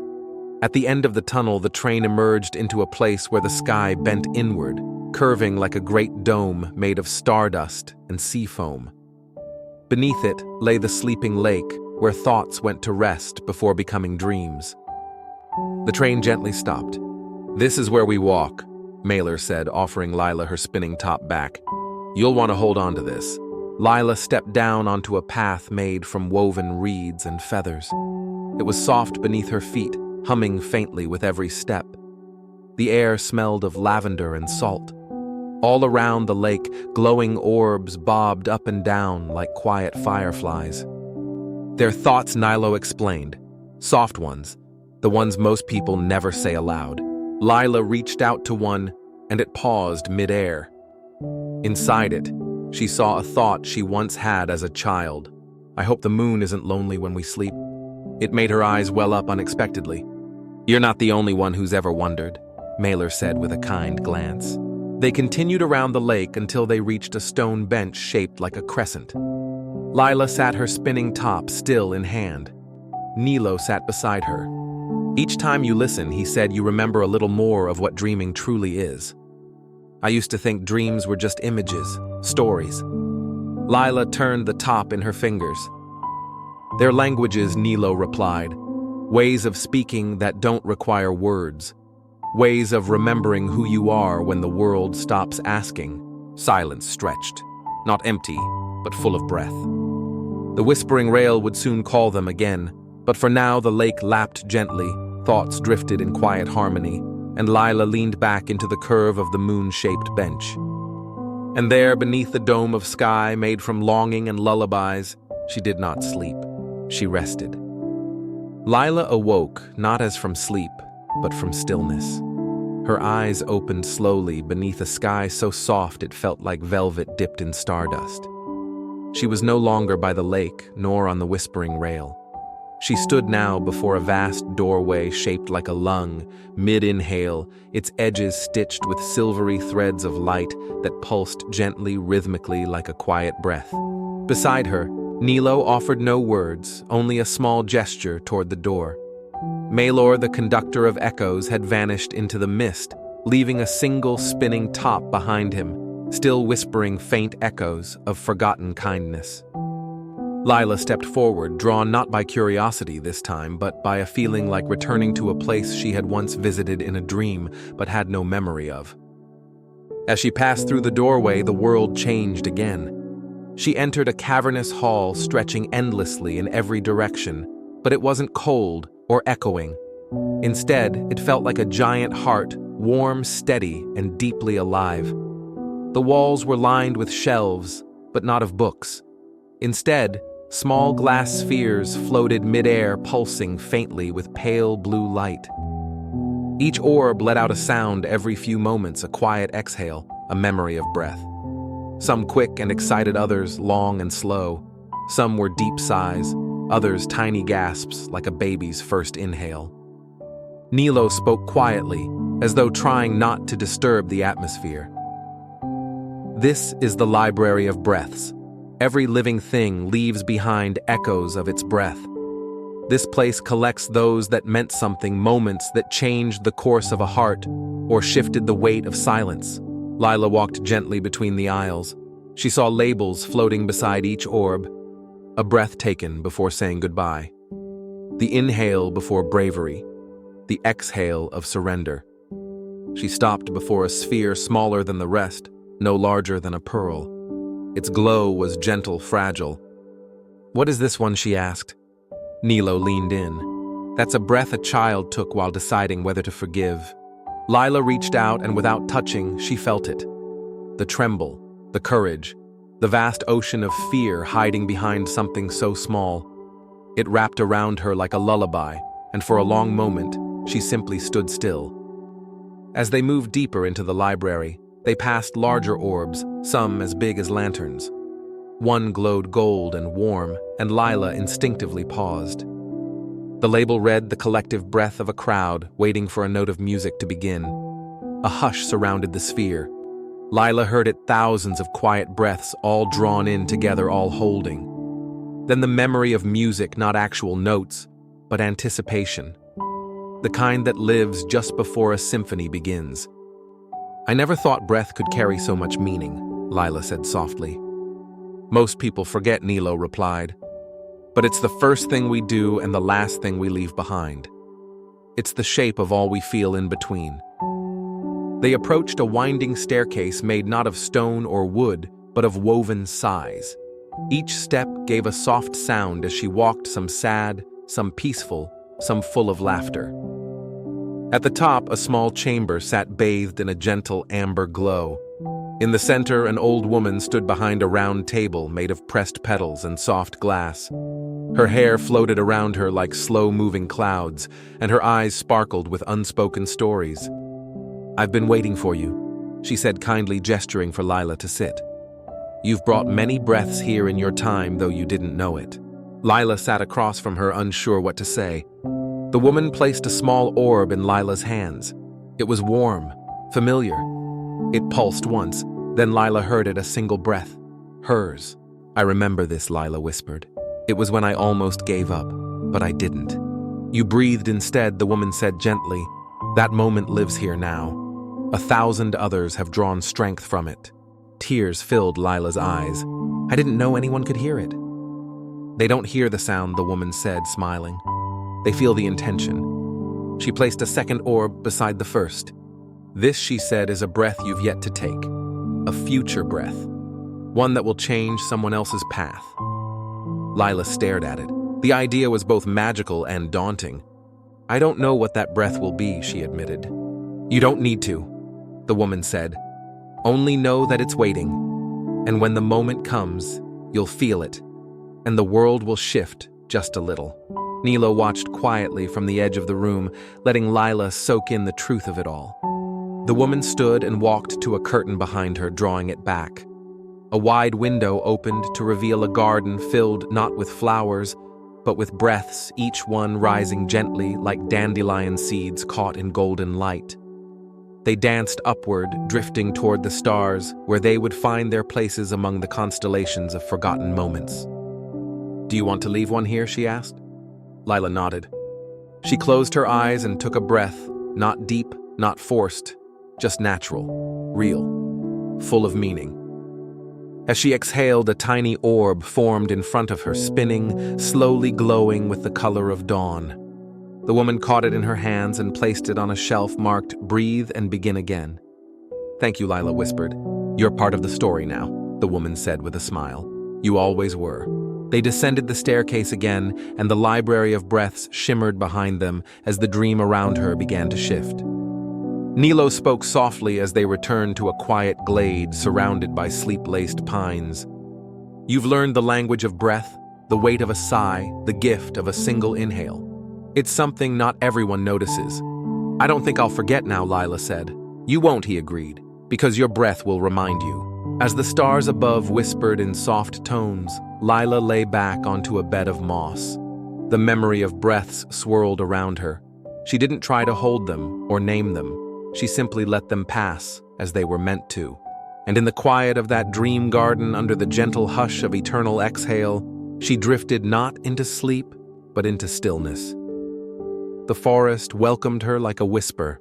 Lila stepped across the threshold of mist, where time itself seemed to slow, not from resistance, but from intention. Every step she took was cushioned by moss, so soft it might have been made from lullabies. The trees here were tall and graceful, their bark shimmering with hues of silver and blue, and their leaves gave off a gentle musical hum as they rustled notes without melody tones, without urgency. Nilo walked beside her in silence. They no longer needed words. The air between them was full of understanding now, like a long-held breath between old friends. Above them, branches intertwined like fingers clasped in comfort. They filtered the light into soft glows that flickered in time with Lila's heartbeat, though she didn't notice it at first. Only after several moments did she realize the forest was sinking with her. Or perhaps she was sinking with it. "What is this place?" she finally asked, her voice a thread of sound among the stillness. Nilo's eyes were warm. "The forest of slumbering hours. It holds the moments we thought were lost.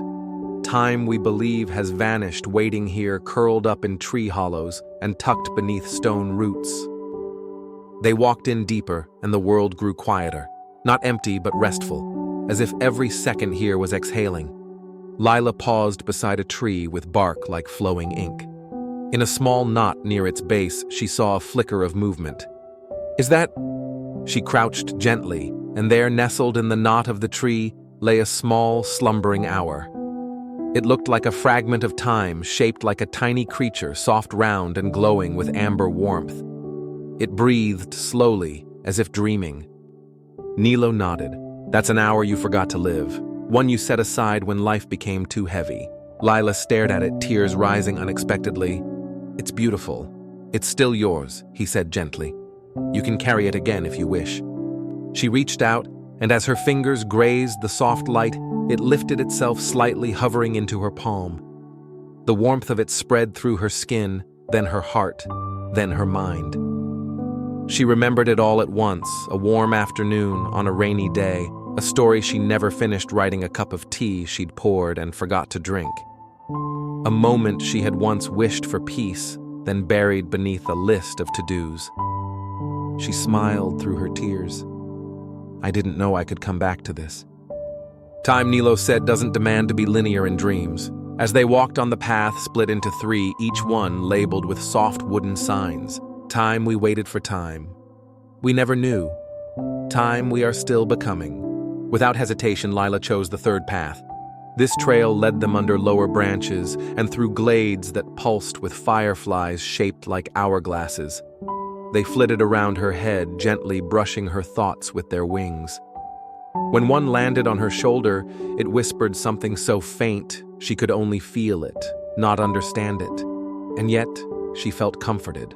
In a clearing of still air, they found a circle of stones, each marked with different numbers, not in sequence, but scattered like memories. "These are hours of becoming," Nilo explained. "They're not memories yet. They're pieces of who you'll be resting before they're born." Lila touched one and saw a flicker herself standing in the middle of a field of clocks that bloomed like flowers.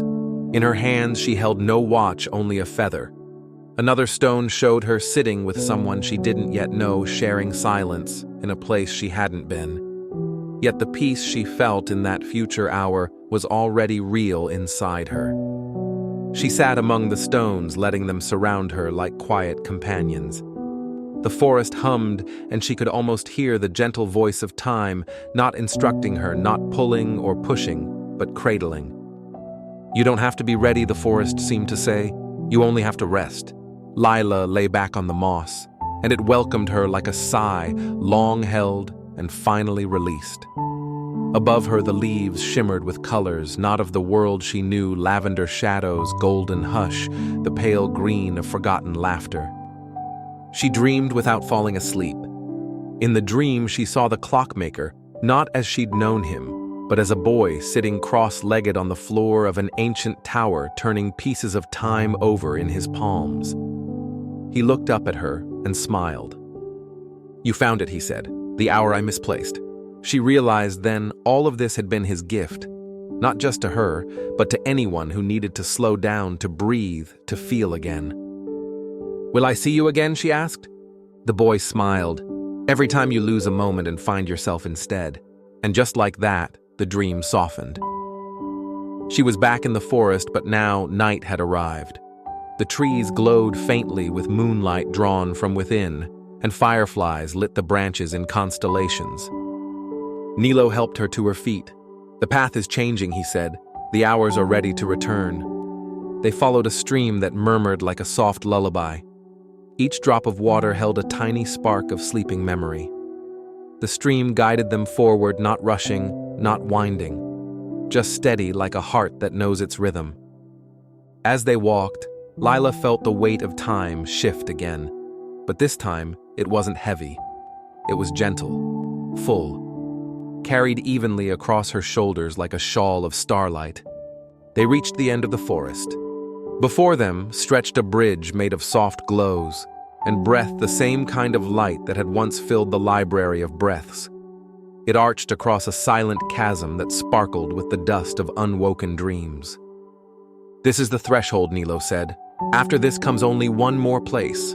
Lila looked back at the forest one last time, and it bowed to her not with movement, but with stillness. She stepped onto the bridge, and though she didn't know what the final dream would bring, she no longer feared it, because she now carried lost time, forgiven moments, and future hours inside her. She walked forward, each step a breath, each breath a part of the story that had been written in clouds and clocks, in sighs and starlight.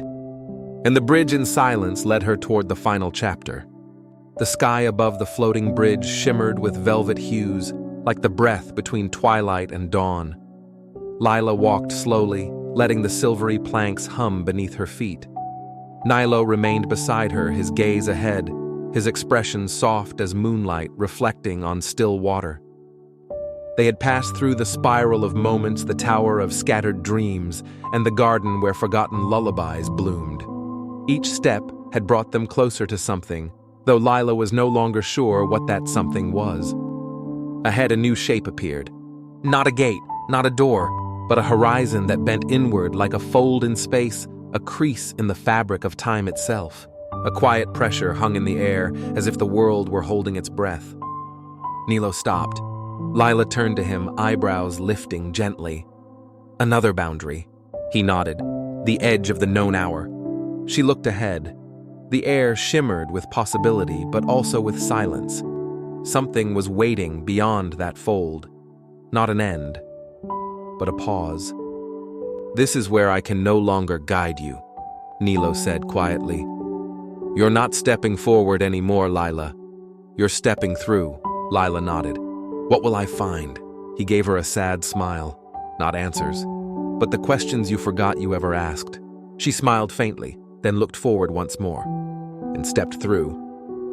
It felt like passing into water, but without wetness, without weight. A ripple of sensation fluttered over her skin and soul, and then she was somewhere else. Not after, not before, but beneath.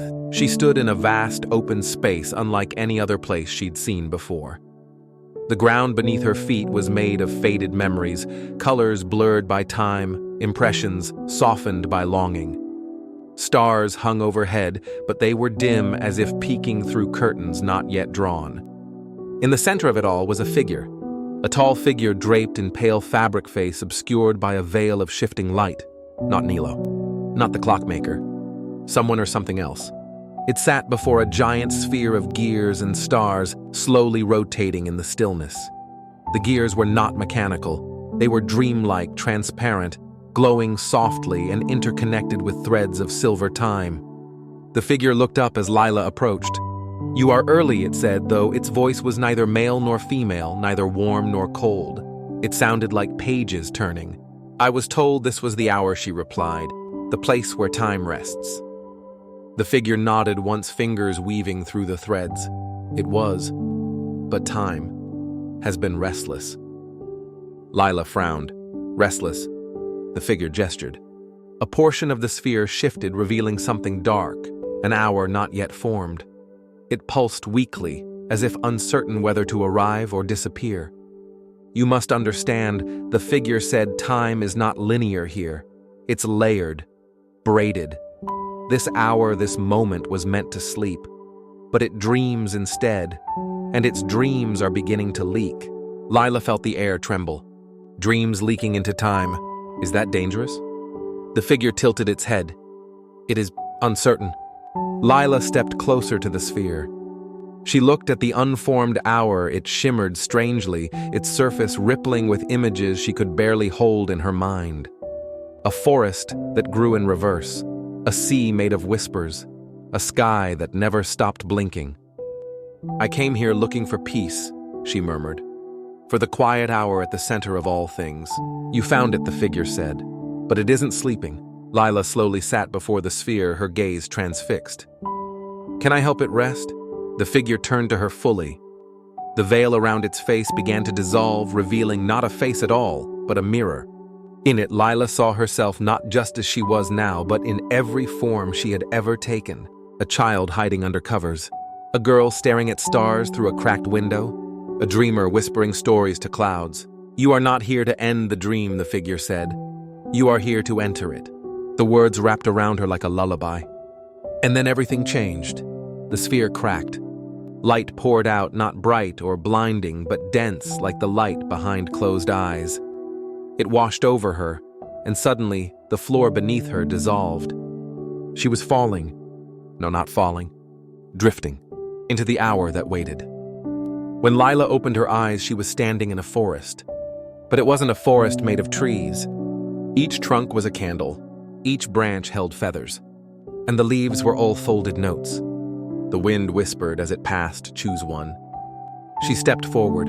Her bare feet touched soft moss that whispered beneath her weight. She reached up and plucked a leaf, unfolded it. A message written in her own handwriting. You forgot how to rest. She closed her eyes. Let it sink in. Then another whisper, keep going. The forest thinned. Beyond the candle trunks, she came to a path paved in forgotten bedtime stories. The stones whispered fragments of tales. A dragon who dreamed it was a girl. A storm that never arrived. A clock that only ticked in silence. And at the end of the path, she saw a door. It stood alone. No walls, no house, just the door. On it, a single word, enter. Lila placed her hand against it. The door opened inward. And there on the other side was a room made of sky. A man sat inside at a desk made of cloudstone. He looked up. It was the clockmaker. He had aged, not physically, but softly, as though time had sighed through him. His hands were weathered with dream ink and stardust. Ah, he said, smiling faintly, you made it. Lila blinked in surprise. You remember me? The clockmaker nodded. Of course. I placed the cloud in your hands long ago. I thought you were gone. I was, he said, but not lost, just waiting. He gestured to the window beside him, though it wasn't really a window. It was a portal. Through it, she saw everything. The tower she had climbed, the bridge she had walked, the sanctuary she had passed through, but also places she hadn't yet seen. A corridor of floating clocks, a well that reflected your future instead of water, a night market where dreams were traded for lullabies. These are hours that have not yet come, the clockmaker said, and they need a keeper. Lila stared. A keeper? He smiled and slid a journal toward her. Its cover was blank, its pages empty, but the spine shimmered with light. You've walked through dreams, through stillness, through the edge of time, but now there is more. She opened the journal. One line was written at the top of the first page. To dream a new hour into being. The clockmaker stood. He held out a key. Lila, he said, voice low, warm and ancient. Will you stay a while longer? She took the key, felt its shape settle in her palm. Outside the dream, somewhere in the waking world, a child stirred in bed, their dreams brushing against this hour, unaware, but comforted. And in the sky above that child's sleeping form, a new light flickered softly into existence. The moment Lila stepped through the cloud-framed doorway with the key clutched in her hand, the room of sky folded behind her like paper in a dream. The floor beneath her reformed into soft parchment tiles, each one inscribed with shifting, flowing script sentences that faded the moment she tried to read them. Above her, the air shimmered with slow-moving gears, but they no longer ticked. They floated in place, gently spinning without sound, like thoughts waiting to be formed. She had left the clockmaker behind, at least for now, and found herself in a place that hummed with something deeper than time memory. And not just hers. The corridor ahead pulsed with golden light walls shaped by the pressure of boundless stories. Rows and rows of shelves curved upward in spirals stretching beyond her view. Books fluttered their pages as she passed like birds disturbed in slumber. Scrolls whispered lids of ancient boxes clicked softly open and closed on their own. The very air felt dense with forgotten knowledge, yet it welcomed her like a warm blanket. This was no ordinary library. It was the library between seconds. She recognized it, not because she had seen it before, but because some deep part of her had always known it was real. This was where seconds went when they were misplaced, where time hid its fragments when no one was watching. "Hello," she said softly, not expecting an answer. But one came. From behind a nearby row, a soft rustling, then the appearance of a creature no taller than her knees. It wore a waistcoat made of thimble leaves and spectacles so large they magnified its glittering black eyes. It looked like a cross between a fox and a quill pen, and it held a notebook twice its own size. "Ah, yes, hello," it chirped in a pleasant, hurried tone. "You're the new page-turner, aren't you?" Lila tilted her head. Page-turner. The creature blinked, flipped a page in its notebook. "Right. Not officially assigned yet. But if you're holding the key of unwritten hours, then yes, you're here to help with that." It pointed one claw toward the center of the room. Lila turned to follow its gesture. There in the very heart of the spiraling library was a gap. Not a hole. A pause. An absence. It pulsed like a skipped heartbeat in an otherwise perfect rhythm. The shelves around it curved away, hesitant to come closer. Loose papers hovered nearby, trembling, as if unsure whether to land or flee. That the creature said now, tugging gently on Lila's sleeve, is the moment that forgot how to arrive. She frowned. "It's missing." "It's undecided," the creature corrected. "It wants to exist. It's trying. But it doesn't know what it should be yet. Which is why you're here." Lila looked at the empty space and felt it watching her back. "But how do I help something arrive?" The creature grinned, whiskers twitching. Well, first we introduce you to the index of what almost was. Follow me." They wandered deep into a tunnel of time-forgotten alcoves, past atlases of imaginary constellations, Atlantic tides that never rose, and blueprints for lullabies that had only been half sung. Finally, they reached a reading chamber circular with low tables carved from translucent moon rock. In the center was a single book resting on a cushion of murmuring mist. It looked worn, and yet it glowed. "The index," the creature said. "Every moment that almost came to pass but didn't. You'll need to read it. Not with your eyes, mind, no. Read with your intent." Lila reached for the book, placing both palms on its cover. It grew warm beneath her hands. Then images surged up, not as pictures, but as sensations. A child who almost spoke to the wind.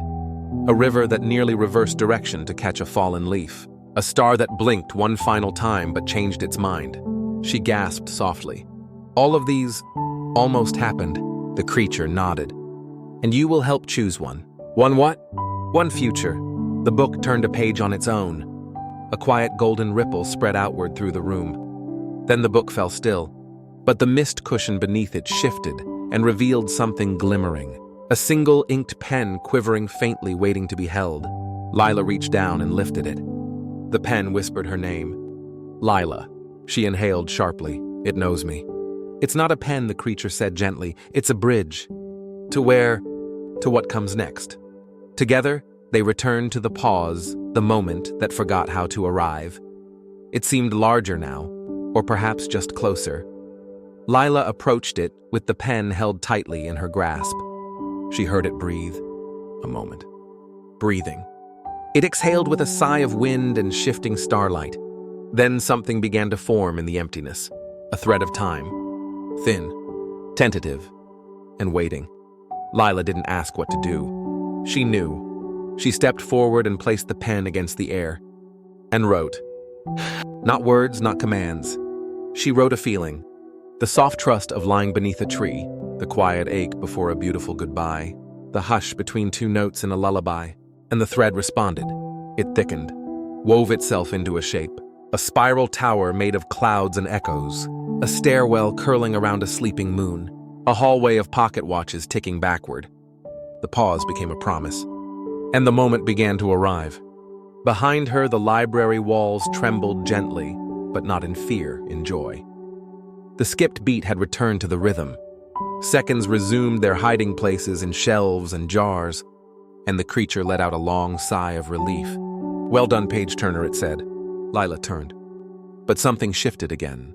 Not in the room, in her. The ink of the pen had left a mark not on her fingers, but deeper. Something inside her now remembered a language she didn't know she had once spoken. She looked again at the pen. It had changed. No longer a bridge, now a compass.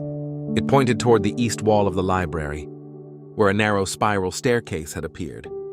She turned to the creature. Do I go up? No, it said, smiling faintly. You go in. The staircase was narrow and soft beneath her steps. As she climbed downward, though it felt like upward, the air grew sweeter, tinged with the scent of distant rain and warm tea. At the bottom was another door. She didn't hesitate. When she stepped through, she emerged into a floating garden, not anchored to the earth or sky, but tethered to memory. Lanterns swayed among willow-like plants that sang in breeze-like tones.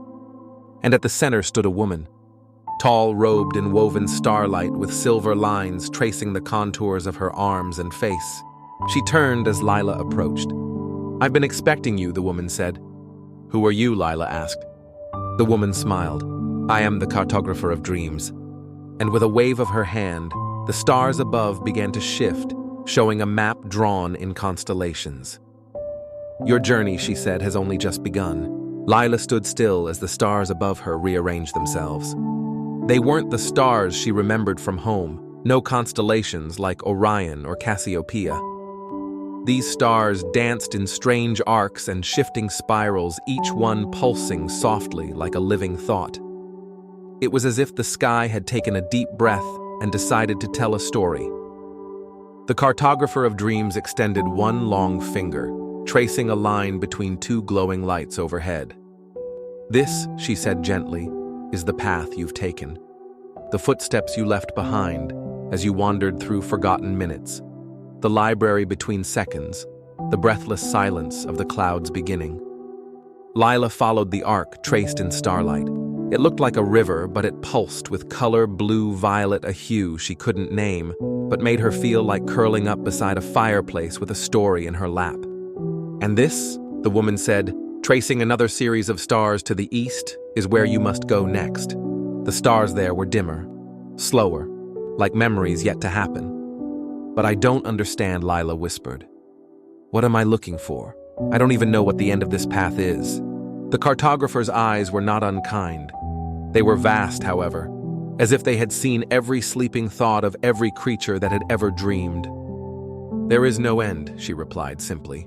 Only a deepening, a widening of what you believe is possible. She turned to Lila and held out her hand. I have something for you. From the folds of her robe, she drew a small item wrapped in a silver cloth. Lila unwrapped it carefully. Inside was a compass, but not like any compass she'd seen before. It had no needle, no directions. Instead, a drop of glowing liquid floated in its center, pulsing in rhythm with her breath. What is it? Lila asked. The compass of intention, the cartographer said. It doesn't point north. It points where your truest wish lives.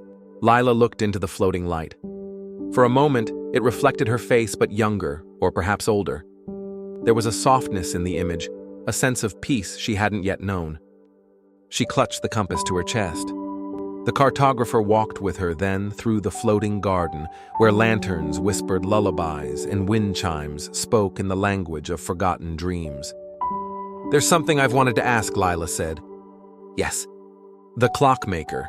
Why did he create the cloud? The cartographer smiled. Ah, that is a story still unraveling. but I will tell you what I know. They stopped before a bridge of moon thread stretching across a sky filled with golden mist. The clockmaker was born in a place without time, a realm where nothing aged and nothing changed.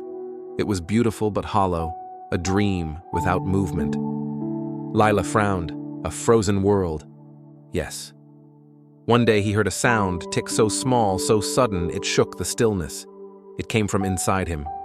He didn't know what it was, only that it made his heart feel like it might dance. And so he built a clock.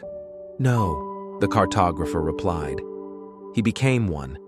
Every part of him turned to rhythm, to curiosity, to motion. But motion needs direction, and so he built the cloud to carry moments that didn't fit anywhere else, to protect seconds that might otherwise vanish. Lila let the words settle. Is he still protecting them? The cartographer paused. He was, until he began to forget. Forget what? Why he began it all. They stood in silence a moment. Then the cartographer turned toward a gate shaped from woven silence. It shimmered like a mirage. It's time, she said. Your next journey begins in the sea of gentle interruptions. The what? It's a sea that listens. Each wave is a question. Each ripple a half-finished lullaby. Lila stepped through the gate. For a brief moment, she felt her heartbeat slow and her thoughts quiet. When her feet touched the other side, they landed not on sand, but on a surface soft as velvet. The sea was not made of water, but of glimmering dusk. Each wave shimmered between rose gold and soft indigo. She walked onto a floating platform shaped like a lily pad carved from dusk stone. A boat awaited her. Its sails were stitched from forgotten bedtime stories. A figure stood at its helm, tall, cloaked in blue, with a beard made of cloud, the clockmaker. But indifferent. He turned and smiled. Welcome, he said.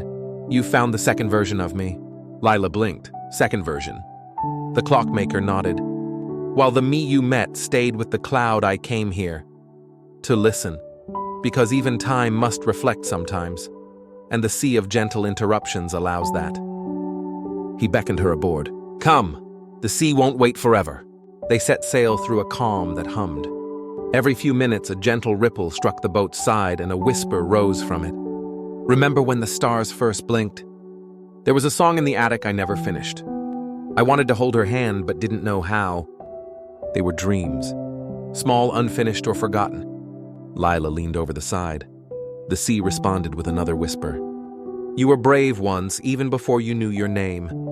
She sat back, overwhelmed. It's beautiful, she said. The clockmaker studied her. Do you know why you're hearing these? She shook her head. They are yours, he said softly. Mine, not only yours, but echoes of your thoughts, your maybes, your almosts. The sea doesn't lie, it simply listens. Lila let the sea's murmurs carry her. Some were sharp with old regret, others glowed with hope, and one voice stood out, faint but clear. I will wait for you in the place where time unbuttons its coat and sits by the fire. She sat up. That voice, I've heard it before. The clockmaker tilted his head. Ah, you're nearing the heart of the story then. As they sailed farther, the sea changed. It grew lighter, not in color but in weight. The boat drifted more easily. Lila felt her body grow softer, sleepier. And then the sea began to lift them, upward, into the sky. The boat rose like a feather. Around them, stars floated in slow spirals. Constellations with names she didn't know yet felt like lullabies in her bones. They passed through layers of stardust and moonlight until they reached a resting place, a single platform made of time-worn wood. Hovering in the open air, a sign read, The Porch of Possibility. The clockmaker turned to her. This is where we part for now. Beyond that door is a version of you that never stopped dreaming. You'll need her. He touched her shoulder gently. You're doing beautifully. Lila stepped from the boat, compass in hand. The door ahead was simple, made of dark oak and painted stars. She took a breath, opened it. Inside was a small room, a warm fire, a blanket, a teacup, and a girl. Her, but perhaps a younger her, or an older one. It was hard to tell. The girl looked up and smiled. I've been waiting. Lila stepped forward. Are you me? The girl nodded, the version that never stopped listening to dreams. You lost me for a while. Tears prickled at Lila's eyes. I'm sorry. No need. I always knew you'd find your way back. They sat together wrapped in a blanket of memory. Outside, the sea of gentle interruptions whispered its lullabies into the stars. Inside, two versions of Lila began to weave themselves whole again, and the compass of intention began to glow. Its pulse steady now, leading toward the next chapter. The air within the little room on the porch of possibility shimmered like the space between thoughts just before sleep. Lila sat with the other version of herself, the girl who had never stopped dreaming. They didn't speak often. Words felt too sharp in such a gentle place. Instead, they shared silence like old friends passing a cup of tea between them. The younger Lila, if she could be called that, stroked the edge of the blanket that wrapped them both. I missed you, Lila said finally, her voice soft. Her counterpart smiled, her eyes filled with endless calm. I was never far. You only had to remember how to feel quiet enough to hear me again. There was a warmth in the fire, not just of heat, but of old stories half remembered, and lullabies hummed by someone who once sat by your bedside as you fell asleep. Outside the door, the stars continued their slow spiral dance across the sky.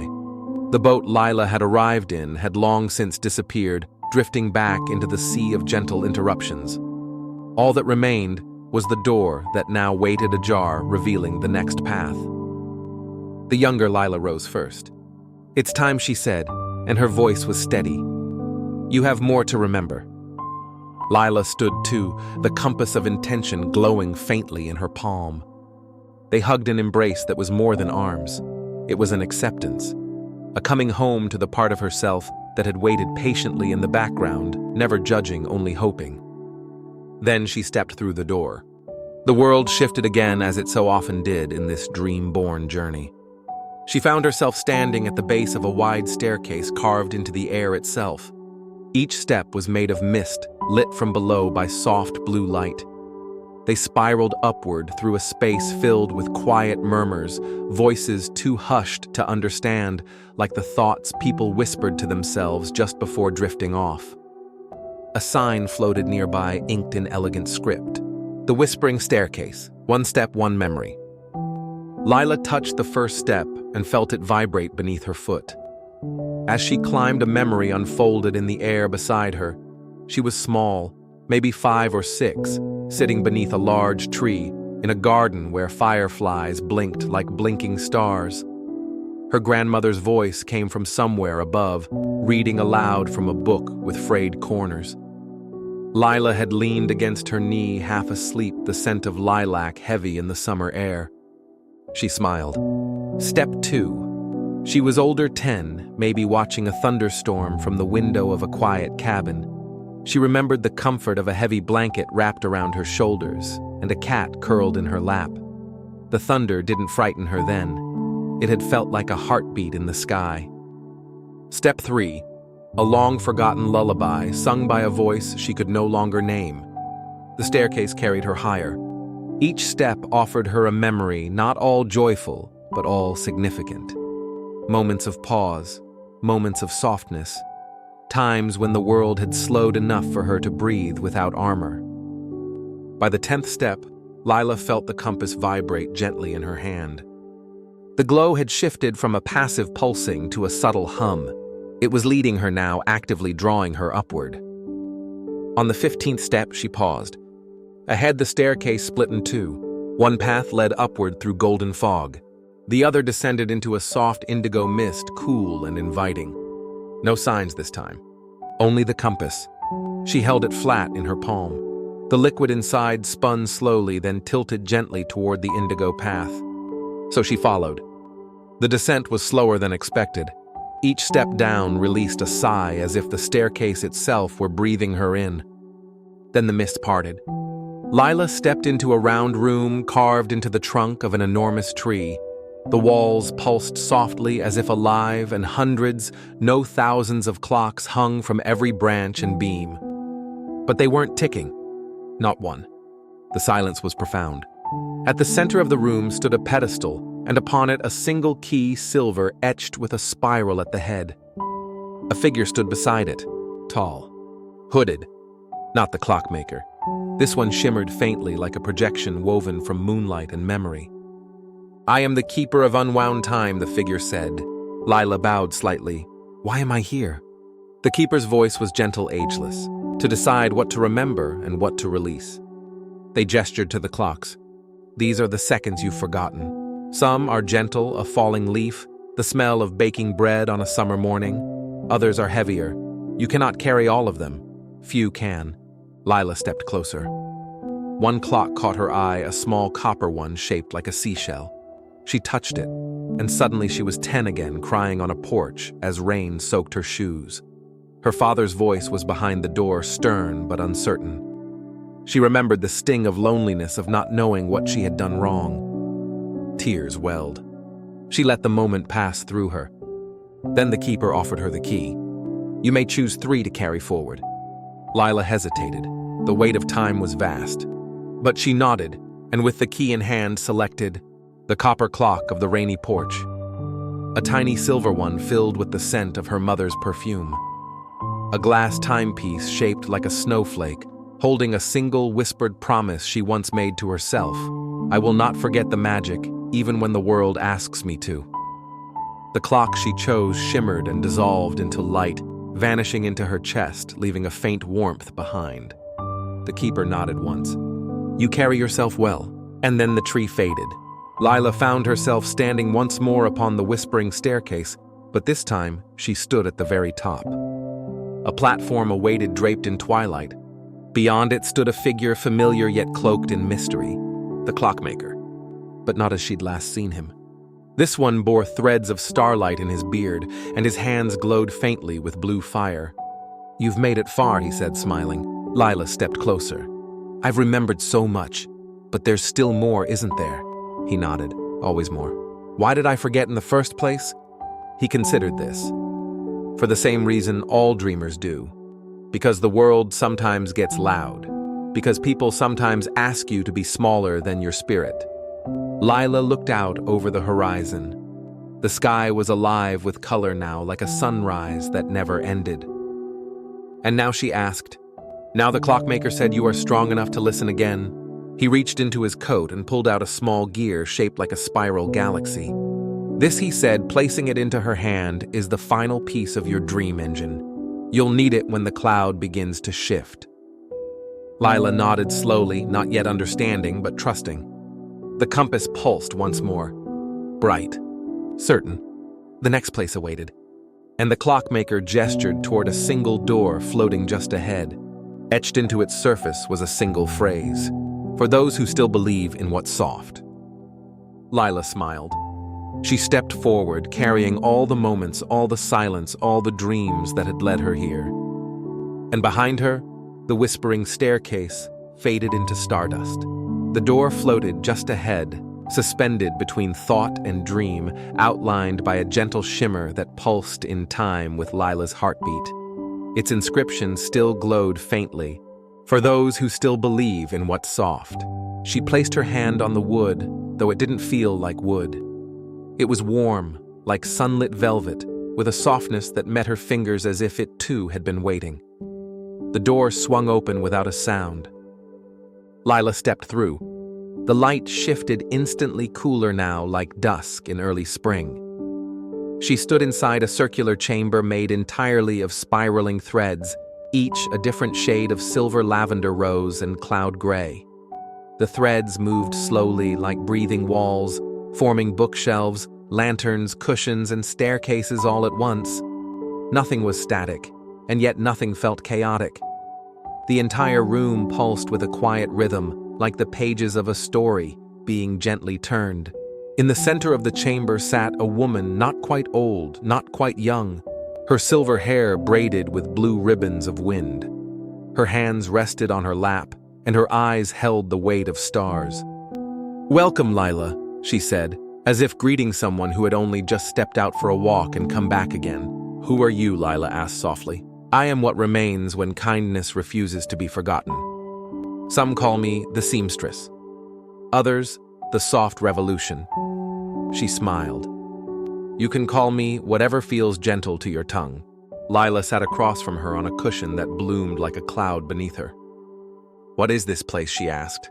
This, the seamstress gestured around her, is where the fragile is mended. The hearts too quiet to shout, the promises that were whispered and never broken. She lifted a spool of pale thread and began weaving it slowly between her fingers. The world forgets softness sometimes, mistakes it for weakness. But softness is resistance, Lila. Quiet is a force. Dreamers are architects. Every time someone chooses gentleness, a revolution hums quietly beneath the noise. Lila watched her hands move, mesmerized. And what does that have to do with me? You've carried the compass through storms, gathered clocks from forgotten trees, walked staircases made of memory. You're not just dreaming, you're building. Lila blinked. Building what? The seamstress reached beneath the folds of her long robe and brought out a fabric unlike anything Lila had ever seen, neither cloth nor paper. It shimmered like an unfinished sky.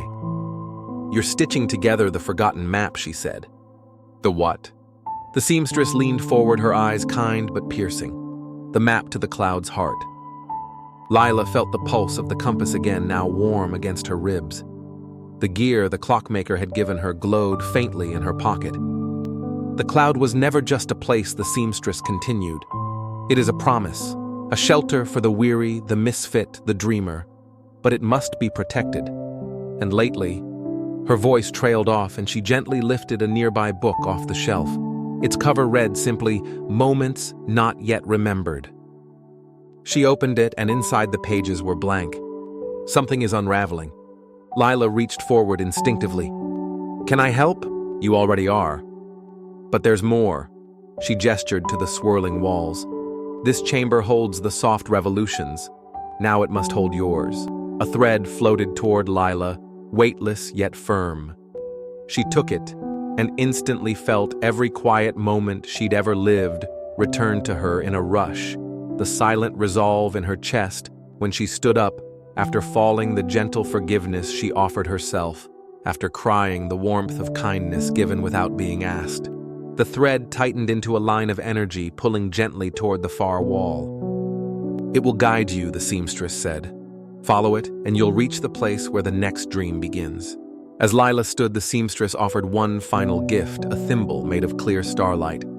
For when your hands tremble, she said gently, even builders need reassurance. Lila followed the thread. It unraveled slowly as she walked, leading her through a narrowing hallway of floating memories. Each step brought her deeper, not underground, but inward, into herself. The thread glowed brighter with every doubt she let fall away, every memory she accepted, every fear she named, and walked beside without letting it lead. She passed windows of shimmering fog where children's laughter echoed without end. She passed mirrors made of puddles that showed not her face but her intentions. She passed doors labeled with fragments of things left unsaid. What I meant to say but didn't. A moment I wish I had stayed longer in. The sound of my own voice when I felt safe. She didn't open these doors, not yet, but she placed her hand gently on each one, honoring their presence. Then the thread tugged harder, and the hallway ended. She entered a room that was neither wide nor narrow, tall nor short. It existed somewhere beyond measurement. In the center hovered a machine, delicate and massive, all at once. It ticked, not with time, but with breath, with memory, with softness. The dream engine. She knew it instinctively, though she had never seen it before. It was built of forgotten lullabies, brass gears etched with emotions and circuits made from strands of moonlight woven with memory. Parts of it were missing. She stepped forward and felt the gear in her pocket grow warm. A platform extended silently from the engine's side, waiting. With careful hands, Lila placed the gear, the one gifted to her by the clockmaker, into the hollow. It fit perfectly. The engine shuddered. Then it sighed, a sound like leaves in the fall or blankets being pulled higher on a sleepy night. Another pulse from the compass. Lila turned. Behind her stood three figures, familiar and unknown. A version of her younger self humming. A version of her older self, eyes wise and kind. A version of her most afraid, clutching a stuffed rabbit and shivering. They watched her silent. Then they nodded in unison. One by one, they approached and placed their hands on the engine, contributing something unseen but deeply felt. The final thread she'd followed unraveled into the last piece. A switch appeared, and Lila understood. The dream engine wouldn't start with force. It would start with belief. She knelt and whispered into the center of the engine. "I believe in quiet mornings. I believe in stories that never need to shout. I believe in softness that holds strength. I believe that even the weary deserve wonder." Then, with hands trembling beneath the thimble of starlight, she pressed the switch. The room lit up, not in a burst of brilliance, but in the slow, steady rising glow of 100 bedside lamps turned on as dusk settles. The dream engine hummed. It began to spin, slowly at first, then faster. Then the room disappeared entirely. Lila now floated in a sea of stars. Each one was a story, each one a softness that had once been forgotten. And ahead of her, slowly approaching, was a vast structure made of clouds and thought light and longing. The heart of the Clockmaker's Cloud. It was beautiful, and it was waking up. Lila hovered in the vastness of cloud light, wrapped in a quiet stillness that vibrated with potential. The heart of the Clockmaker's Cloud drifted closer, revealing itself not as a single structure, but as an ever-changing form, part cathedral, part observatory, part living tree. It pulsed like a heart breathing rhythmically with light instead of blood, memory instead of muscle. A bridge formed beneath Lila's feet, constructed not of stone or metal, but of woven beams of memory and dream. With every step she took, the path behind her shimmered and softened like mist, rolling back into the dawn. Each movement forward felt like writing a verse in a poem that had been waiting for years to be completed.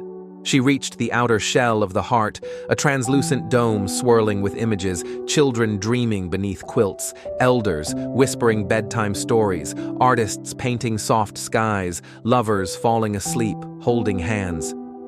The cloud remembered everyone who had ever needed rest, everyone who had whispered a wish into the night and hoped someone or something was listening. As Lila approached, the surface parted silently, allowing her entry. A warm wind greeted her with the scent of lavender and old parchment. Inside the heart was vast, vaulted like a sky, layered like a lullaby, and in the center stood a tree. The tree had no roots yet. It floated steady, grounded by memory and song. Its bark shimmered with hues of pearl and ink, as though it had been written into existence rather than grown. Leaves shaped like feathers rustled above each, glowing faintly with a dream once dreamt. This she knew was the tree of rest. It was what the clockmaker had planted long ago in a time before names in the soil of silence and sky. It was the source of the cloud's gentleness, its core of renewal, of breath of being. But something was wrong. At its base, some of the bark had darkened, cracked, not in anger, not in rage, but in exhaustion. The tree was tired, not dying but weary, the kind of tired that no sleep could fix alone. Lila stepped closer and placed a hand on the trunk. A soft hum met her palm, a whisper. Not in words, but in feeling. "Help me remember." Lila closed her eyes and let the compass guide her not to a direction, but to a feeling. She reached inward, and then deeper still. She summoned the quiet strength of all she had seen, the invisible city of time-binders, the seamstress's chamber of soft revolutions, the observatory of forgotten stars. She summoned her own memories, the stories she had told herself when she was lonely, the comfort she had given others when she barely had enough for herself, the laughter she'd shared, the tears she'd honored. And slowly she began to speak. "I remember," she said, voice clear but gentle, "a world where dreams were maps, where clouds listened, where time didn't rush. I remember that stillness can be sacred, that gentleness is not absence, but presence. I remember what it means to rest, not just the body, but the soul." With every word, a petal drifted down from the tree, not in decay, but in offering.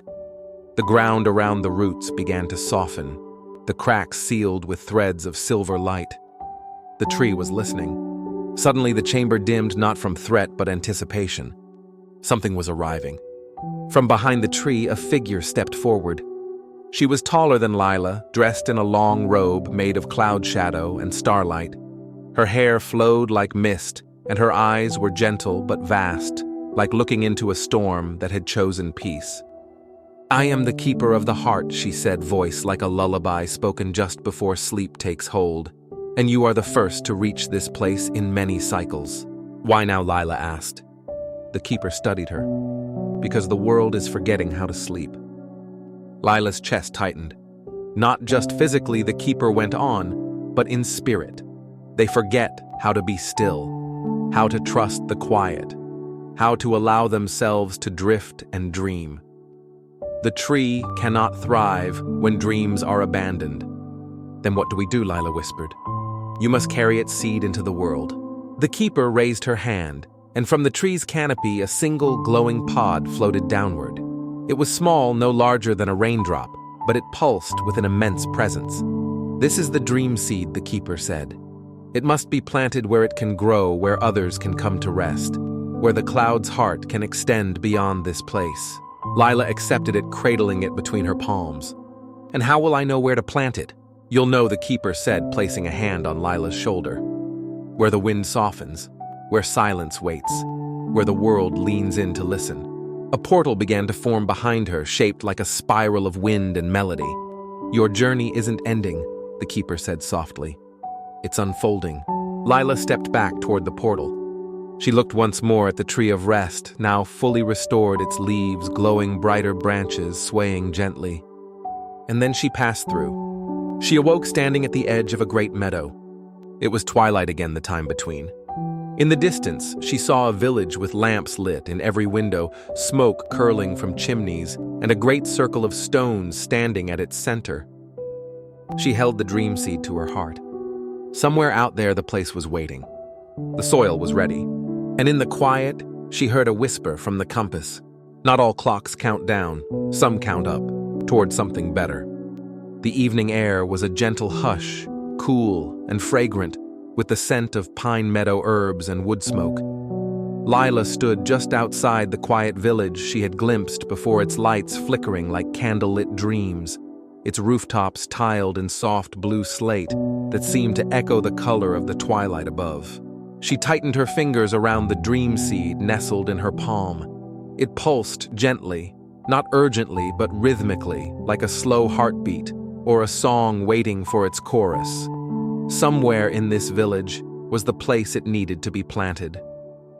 As she stepped onto the cobbled path leading inward, the air shimmered as if acknowledging her arrival. This village, unmarked on any map, unspoken in any guide, seemed to exist in the sliver of time between waking and wonder.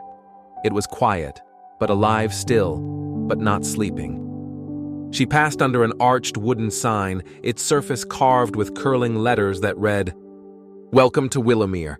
Lila wandered slowly, letting the compass tug her heart rather than her feet.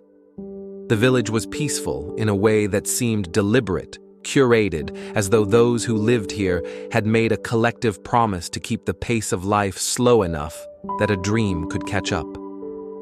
Children played in near silence beneath an ancient willow, tossing feathered shuttlecocks into the air. Elders sat in rocking chairs with warm mugs in their hands, watching the horizon as if it might bloom. Couples walked hand in hand, speaking in whispers, or not at all, allowing silence to be the conversation. It was not the silence of absence, it was the silence of reverence. And as she walked, Lila felt something begin to unfurl in her chest, a recognition. This was a village where people had not forgotten how to sleep. But perhaps they were the last ones who hadn't. She passed by shops with names like Stillness and Sage and the Velvet Lantern. In the window of a bakery, moon-shaped pastries cooled on wide wooden boards.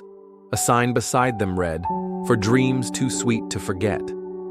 At the edge of the village green, she found herself facing the great circle of stones she had seen from afar. They stood in a wide ring, each worn smooth by wind and time, their surfaces etched with runes and curling vines. The air inside the circle seemed to shimmer more than the rest of the village, as though the very heart of this place pulsed here. The dream seed quivered gently in her palm. This is the place, she whispered. But still she hesitated. Looking for something came a voice kind and clear. Lila turned to see a figure standing just outside the circle. She was middle-aged with silver in her curls and crow's feet deepened by laughter. She wore a long linen coat dyed in the shades of early dusk. "I may be," Lila said, blinking. "I think I'm meant to plant something here." The woman's eyes sparkled. "Then this must be your moment. We've been waiting." "For me?" Lila asked. "For someone like you," the woman replied. "We don't get many visitors, only those carried by wind or wonder." She extended a hand. "I'm Elowin, keeper of the stone ring." Lila shook her hand. "I'm Lila, just passing through, but not accidentally." "No one finds Willowmere by accident," Elowin said. "Come, the stones are ready." Within the circle, the hum of the air was more than sound. It was memory, recognition, invitation. Lila stepped into the center, and the world quieted even further until she could hear the rhythm of her breath, the pulse of the seed, and the soft murmur of the earth beneath her boots. She knelt in the grass. The dream seed lifted itself from her palm, hovering just an inch above the soil. A light extended from it, golden and silver at once, twining together like lullabies wrapping around a heartbeat. With a breath, Lila lowered her hand. The seed descended, touched the ground, and disappeared. There was no flare of light, no explosion of energy, only a soft warmth that radiated outward into her bones, into the circle, into the stones, into the sky. Then a single shoot broke through the earth. It grew not with urgency, but with calm certainty. A slender sapling formed before her eyes, silver-leafed and moon-barked, reaching upward inch by inch. As it rose, the sky shifted, a few stars appearing where none had been before. A hush swept the village, and people began to drift toward the ring. Children carried soft glowing lanterns. Elders brought woven mats and sat in a wide circle. Musicians tuned quiet instruments, harps, flutes, handpan drums. And Elowin turned to the gathering crowd and said only, "The heart has awakened." Lila remained kneeling.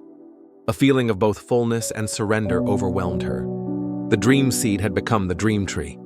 The Clockmaker's Cloud had grown roots in the waking world.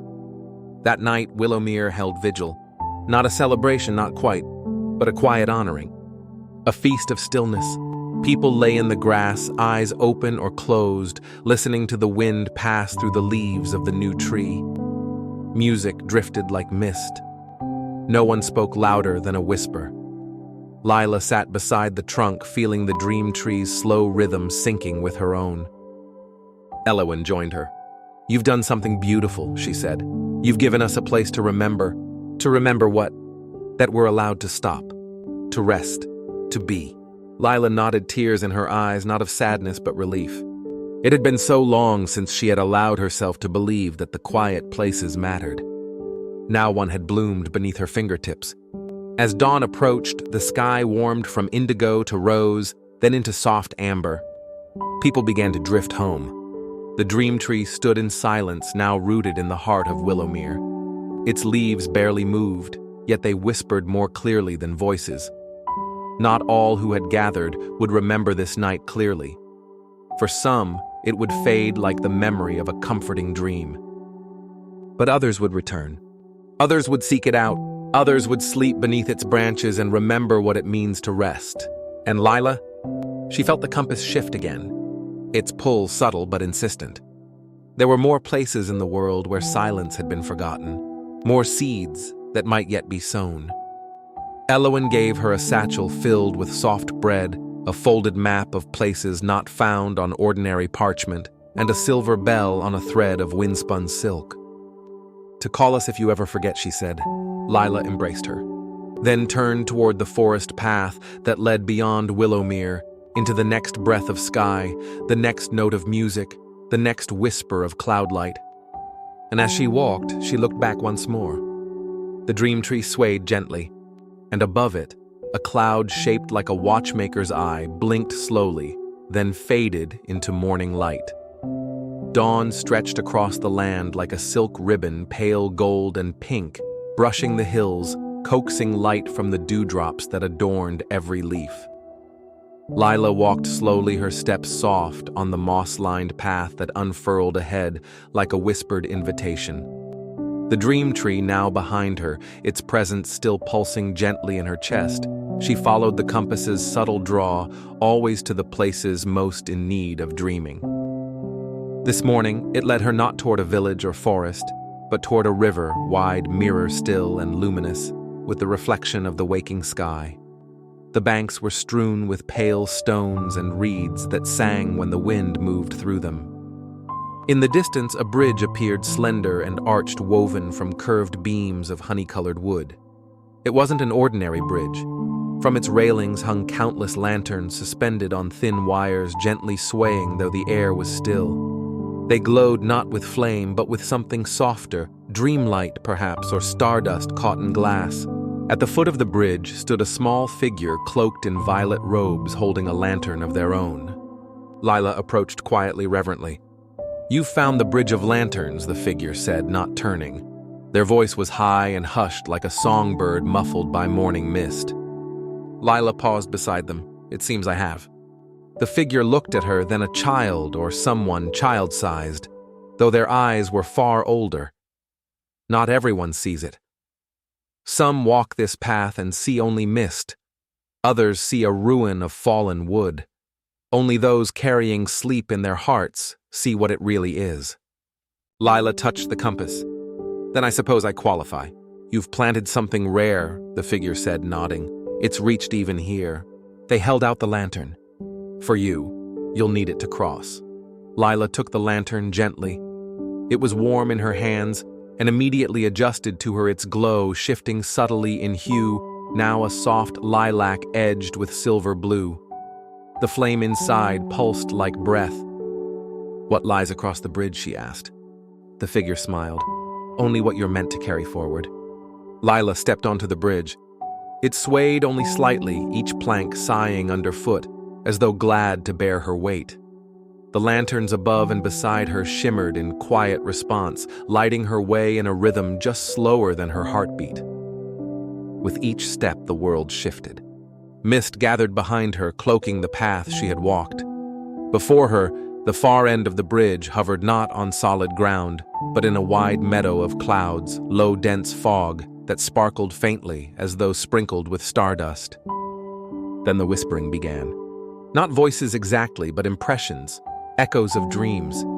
She heard her own memories, the hush of the dream tree's branches, the ticking of the Clockmaker's clock, the wind chimes from the floating island, the laughter of the wandering goat in the orchard of hours. The bridge became not just a crossing, but a journey through everything she had carried. And then other dreams joined hers. Faces began to appear in the lanterns. A child asleep in a rocking train car holding a stuffed bear. An elder in a chair by the sea breathing in rhythm with the waves. A couple dancing slowly in a meadow of glowing moths. A baker dozing beside rising loaves. A shepherd curled among sheep with the stars for his blanket. Each lantern held someone in a moment of peace, of rest. Lila slowed, touched by the beauty of it. She realized then what the lanterns were: remnants of dreams, well-tended, well-lived. This bridge did not just lead her forward, it showed her the power of sleep well offered, of rest well gifted. Every light was a soul touched by the dream seed's journey. She blinked away gentle tears and walked on. Halfway across the bridge, widened into a round platform like a moon-shaped pause in the path. In the center stood a tall pedestal, and on it a scroll. Lila stepped close, lantern in one hand, breath held. The scroll unfurled as she approached, and glowing script emerged across its surface, inked in starlight. To the bearer of the dream seed. You have kindled rest where unrest once lay, offered hush where haste had thrived. This is not the end. This is a turning. A breeze caught the scroll. It vanished into motes of light. Behind her, the lanterns pulsed once more. Ahead, the bridge narrowed again, inviting her onward deeper into cloudlight and memory.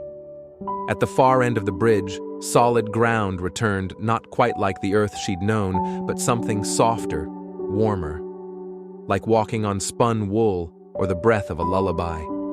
The meadow of clouds opened into a field of feathers, yes, feathers each as large as a blanket, and soft as sighs. In the center of the field stood a pavilion, its pillars wrapped in pale ivy, its roof woven of reeds that sang when stirred. A figure awaited her there. She knew him instantly. The clockmaker. He was, as she remembered, tall and quiet-eyed, his coat patched with pocket watches, cloud dust in his hair. "You've come far," he said as she stepped into the pavilion. "I followed the compass," she said. He smiled. "It brought you here not because you were lost, but because you were ready." Ready for what she asked? To become the keeper of your own sky. She looked past him there, a long bench carved from driftwood, a table set with parchment and candlelight. And on the wall, hung from hooks made of silver thread, were dozens of hourglasses. "Is this where the clouds are shaped?" she asked softly. He nodded. "And where their guardians choose their shape." Lila sat beside the table. The clockmaker handed her a fresh hourglass, its sand glimmering paused in perfect balance. "You've tended many dreams," he said, "but this next, is yours to shape." Lila touched the glass. It was cool and filled with promise. "I don't know what it will become," she whispered. "You don't need to," he replied. "Dreams are not commands. They are invitations." She closed her eyes, listened, and began to imagine a garden where clouds grew like roses, a train that traveled only at dusk, pausing at every lost lullaby, a forest where trees told bedtime stories in the voices of grandmothers, a village lit by the soft glow of sleeping fireflies, a library where books breathed gently and every reader left lighter. Her breath deepened. The sand began to fall, softly, steadily. The hourglass glowed. When she opened her eyes, the clockmaker was gone. But a new lantern hung above the table, its glow gentle and new. The compass lay still on the table beside the hourglass, its needle now resting peacefully. No more directions, only stillness. She stood, lifted the lantern, and turned toward the horizon, which now shimmered with doors waiting to be opened, stories waiting to be told, and dreams waiting to be kept. The lantern in Lila's hand cast a quiet, silvery glow as she stepped beyond the pavilion of hourglasses. The hourglass she'd filled with her own breath and imagination still lingered behind her, suspended in timeless balance on the clockmaker's table. But ahead, the world unfolded like a sigh, vast and dreamlike. She walked slowly across a path made of soft grasses that shimmered faintly, woven with dew that reflected not only the stars above, but stars that hadn't yet been born. It was a garden, but not of flowers or hedges. This garden grew constellations. They hovered gently above the earth, clusters of soft glowing orbs, each tethered by slender threads of moonlight to the ground below. Some spun slowly, while others pulsed in place like heartbeats adrift in space. It was quiet. So very quiet, the kind of silence that presses gently against your skin and lets your thoughts float upward like kites. Lila walked among the constellations, each step a soft, soundless pad. She passed the shape of a winged horse in miniature, its starry form arching as though leaping into some remembered sky. A trail of sparkling lights traced an archer mid-draw his bow, forever poised in celestial grace. Some constellations she recognized, others she didn't. New ones, born from dreams never yet told. At the garden's center stood a stone bench curved like a crescent moon. Lila sat, her lantern resting beside her, and looked up. The real night sky above shimmered, and she felt quite impossibly that it was watching her back, that the stars had eyes or maybe ears, and they had been listening this whole time. She took a deep breath, letting it out slowly. And from somewhere behind the bench, a soft rustling. A figure emerged. Not the clockmaker this time, nor the child from the bridge of lanterns, but someone else entirely. A girl. About Lila's age, maybe slightly older, her long, dark braids adorned with tiny bells that jingled only when she moved. She wore a long indigo robe stitched with swirling threads that resembled galaxies. Her eyes shimmered not from reflection, but as if they held a sky of their own. "I thought I'd meet you here," the girl said, smiling. Lila tilted her head. "Have we met before?" "In a way," said the girl, settling beside her. "I've dreamed you before, and now you're here." Lila smiled gently. She was no longer surprised by such things. My name is Elira, said the girl. I'm Lila. I know. Elira looked out toward the glowing orbs. This garden was planted by a wish. Yours, Lila asked. No, not just mine. 1,000 small wishes whispered at the edge of sleep. From children looking out windows, from wanderers beneath endless skies, from stargazers with no one left to share the constellations with. Lila nodded, and they became this. Elira gestured to the constellation garden. It grows with every new dreamer who dares to look up and ask, what if? A quiet moment passed. Then Elira said, do you want to see your constellation?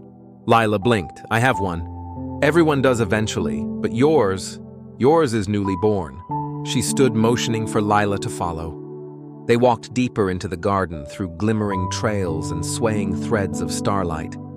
Finally, Elira stopped before a cluster of stars that spun slowly around each other like dancers caught in a shared breath. It was not a traditional shape, no hero or beast or bow, but something gentler. A tree. Its trunk and branches drawn from fine points of light, and within its canopy, tiny glimmers shaped like clocks, clouds, feathers, and seeds. Lila gazed in awe. I know this tree, she whispered. It's the dream tree. It's your dream tree, Elira said. A constellation formed not from myth, but from meaning. The tree shifted subtly.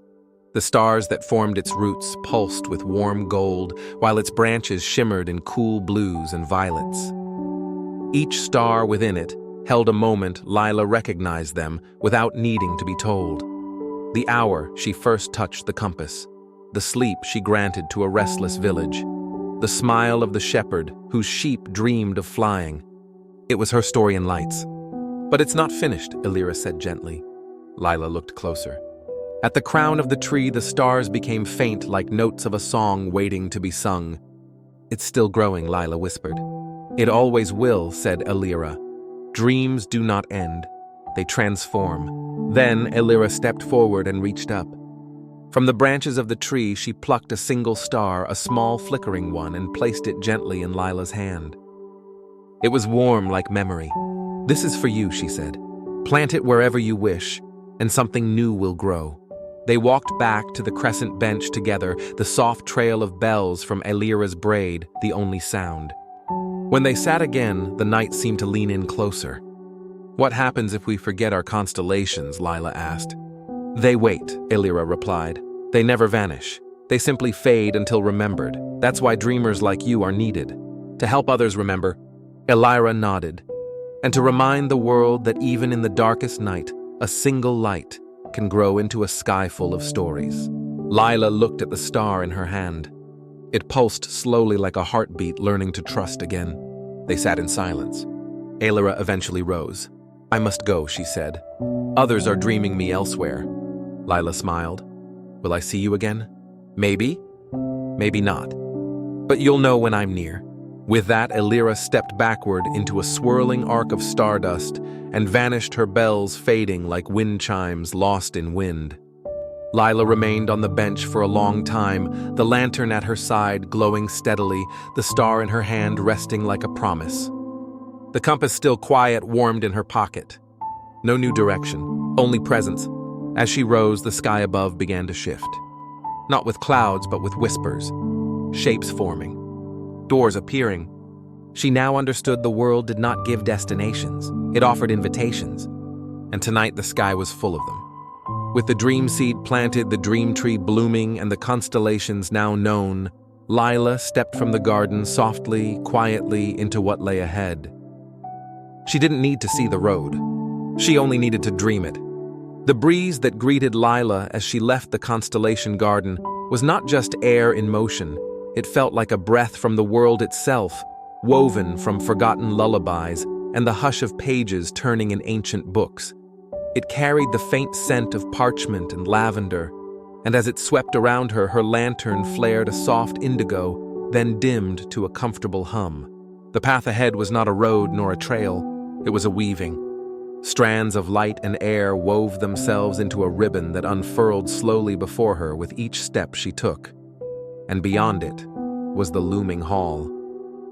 She hadn't seen it before, not with her eyes, but she had dreamed of it more than once. a great circular chamber whose walls spun like reels and whose center held an enormous loom taller than the tallest tree. And now it was real. The looming hall pulsed with a stillness so profound it sang. Its dome was open to the sky, where the clouds had paused, suspended mid-motion, and the stars beyond peeked down curiously. Threads of air danced through invisible spindles, forming patterns in the vast tapestry that hung from the loom. Lila stepped into the chamber slowly. Her boots made no sound against the woven floor. She noticed how the weave underfoot shifted gently, with her movements changing colors from dusty gray to pale blues and then soft gold. It was a living thing, and at the heart of the room sat the weaver. He, or perhaps she, was cloaked entirely in flowing fabric, stitched with constellations and cloud patterns like the winds themselves had taken form. Where a face might have been, there was only a smooth curve of cloth, as if time had draped them in mystery. The weaver did not speak, but nodded once slowly. Lila felt a warmth in her chest, the presence of something ancient and gentle. "I came from the garden," she said softly. "I carry a dream seed." The weaver raised one hand long and draped in silver and beckoned her forward. As she approached the loom, she could see the tapestry more clearly.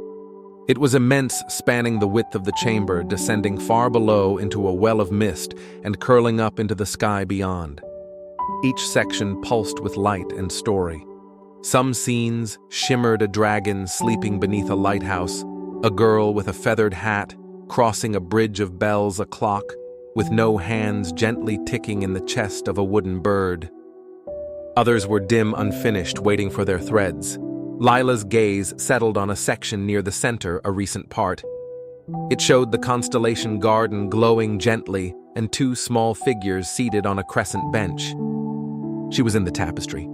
So was Elira, and below that a blank space, waiting. The weaver turned its head toward her as though to say, "This next part is yours." Lila stepped closer. "I don't know how to weave," she whispered.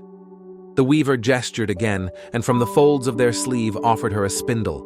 It was made of smooth wood carved with runes she did not recognize, but which felt familiar all the same. As she took it, the loom sighed gently like someone settling into sleep. She stepped forward and pressed her hand against the tapestry. Instantly, threads flowed from the spindle. Not just of thread, but of memory, of feeling. She wove the moment she first stepped onto the floating train of murmured dreams. She wove the quiet ache of a goodbye left unspoken. She wove the sound of rain falling on an impossible library's windows. She even wove silence, the kind she had shared with the dream tree and with herself. The tapestry glowed softly as the stories formed beneath her fingers. The weaver, silent and still, watched with a patience that spanned centuries.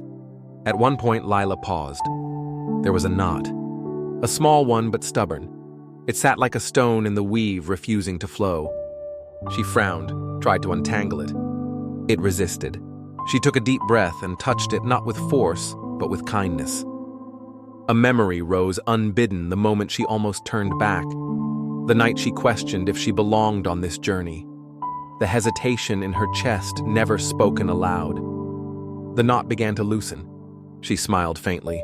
"Even doubts have a place," she whispered. The thread resumed its path. Hours passed, or maybe moments. In the looming hall, time didn't tick. It breathed. Eventually, the weaver raised one arm and gently closed its sleeve over the spindle. The tapestry glowed now richer, fuller, and still it stretched upward and downward, endlessly forming. Lila looked to the weaver. "Is it ever finished?" The figure inclined its head, a soundless no. "But what if I'm not enough to finish my part?" A long pause. Then from behind the loom, voices, soft and many, familiar. Elira's voice, the clockmaker's chuckle, the shepherd's sleepy hum, and her own. She turned, and there they were. Not as full figures, but impressions, like reflections on moving water. All the people she had met along the journey, each holding threads, each weaving alongside her. They didn't erase her work. They joined it, strengthened it. She saw the child from the bell bridge threading a golden laugh into the corner of the tapestry. The bird from the hourless clock fluttered nearby, trailing misty feather thread.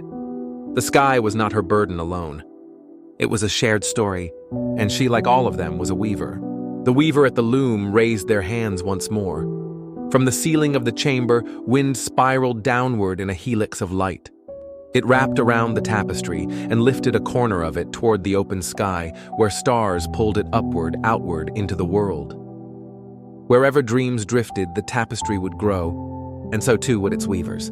The weaver gestured to Lila one last time and pointed behind her. A small door, barely noticeable before, had appeared in the curved wall. It shimmered like a mirror reflecting morning light. Her next step. Lila took it. As she passed through the doorway, the wind kissed her cheek with the scent of something new. Ripe apples, mountain fog, old ink, and cloud petals. On the other side was a hill high above the world. She stood atop it, her lantern now steady, glowing with a mix of starlight and threadlight. The compass pulsed against her chest. The pointer spun once, then stopped. Not north, not south, but inward. She sat on the hill and closed her eyes. And in that stillness she felt a gentle pull, not forward, not backward, but into the soft space between all things, into the breath before the dream, and the dream before the waking. Her story was not ending. It was deepening. And the next part was almost here. The sky above the dreaming hill began to change. Clouds, once drifting aimlessly in the twilight, now moved with quiet purpose, gathering into spirals of light and memory. They weren't like ordinary clouds. They shimmered faintly, like lace stitched with moonlight and echoes. Lila stood at the crest, her lantern softly glowing, and watched as the first breeze carried a familiar scent across the hilltop clock oil and rain-drenched parchment. He was coming. Not in the way one walks through a door or appears through magic, but as if time itself was remembering him back into being. The wind curled and thickened, forming the silhouette of a figure cloaked in long robes of midnight gray, trimmed with cogs and constellations. The Cloudmaker had returned.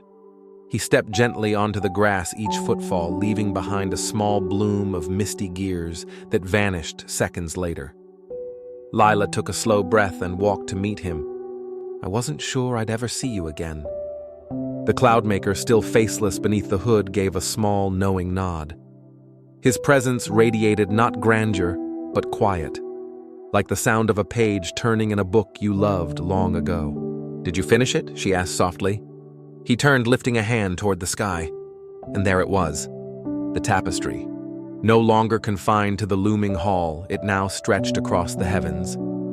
You couldn't see all of it, no one ever could, but you could feel its presence woven into the clouds and stars alike. Each thread a story, each shimmer a voice.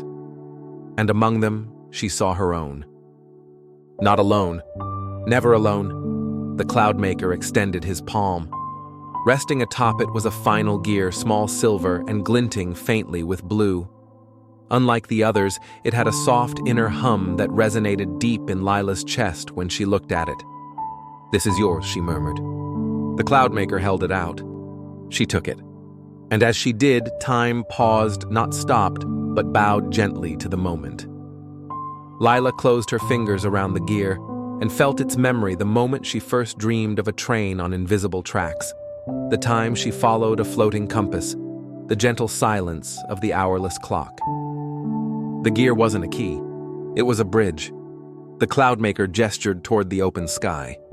And there, descending slowly, was the cloud, a soft, spiral-shaped airship with no visible controls, no anchor, and no map.